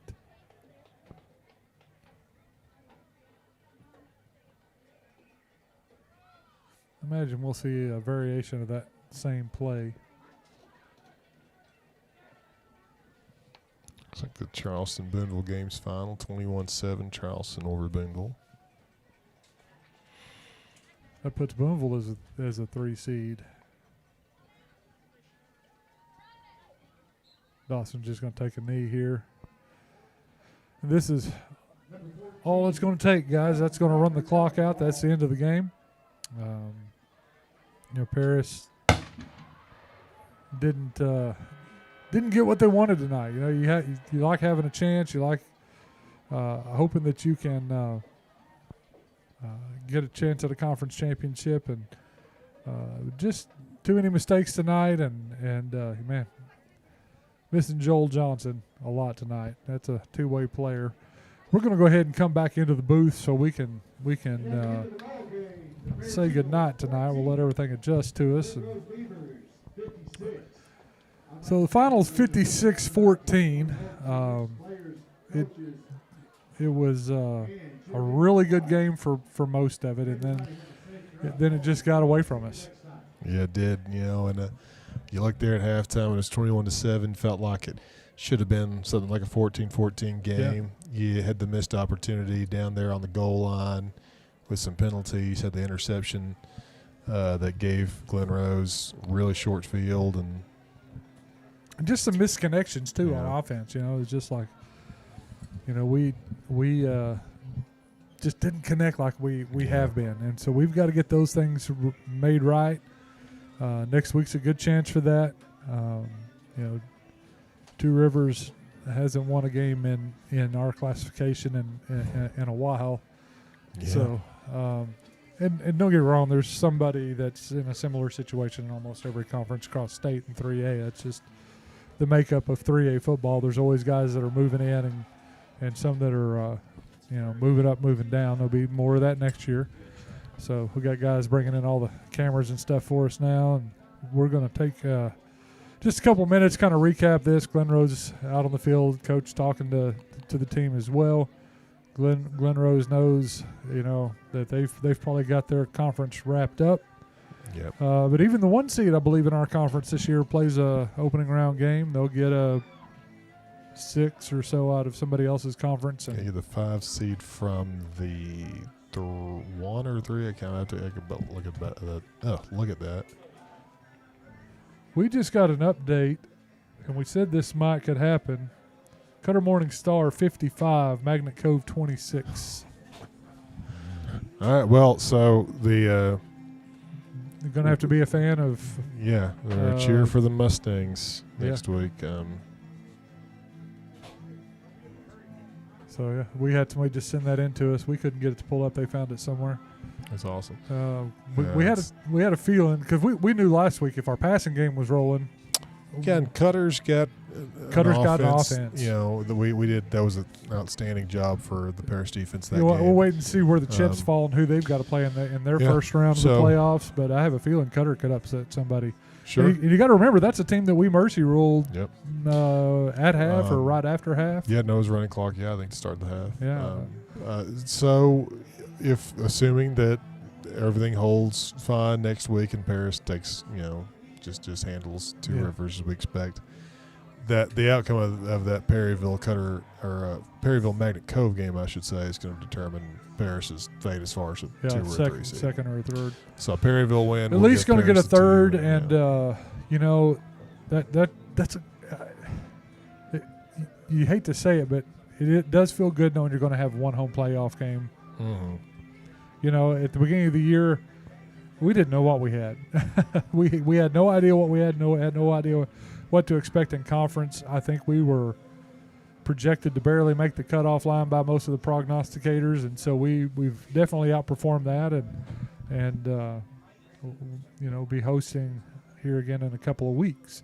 So having said all that, I want to say thank you. Thank you for all the kids and the families that came out on Halloween night.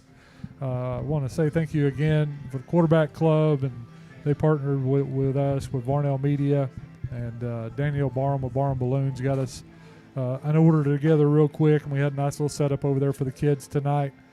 Cheerleaders are throwing out candy and things as well. I know they had a good time down the square beforehand. So I hope you enjoy the rest of your weekend, and that next week you can either join us here online or make the drive over to Two Rivers and watch the game live for the regular season finale.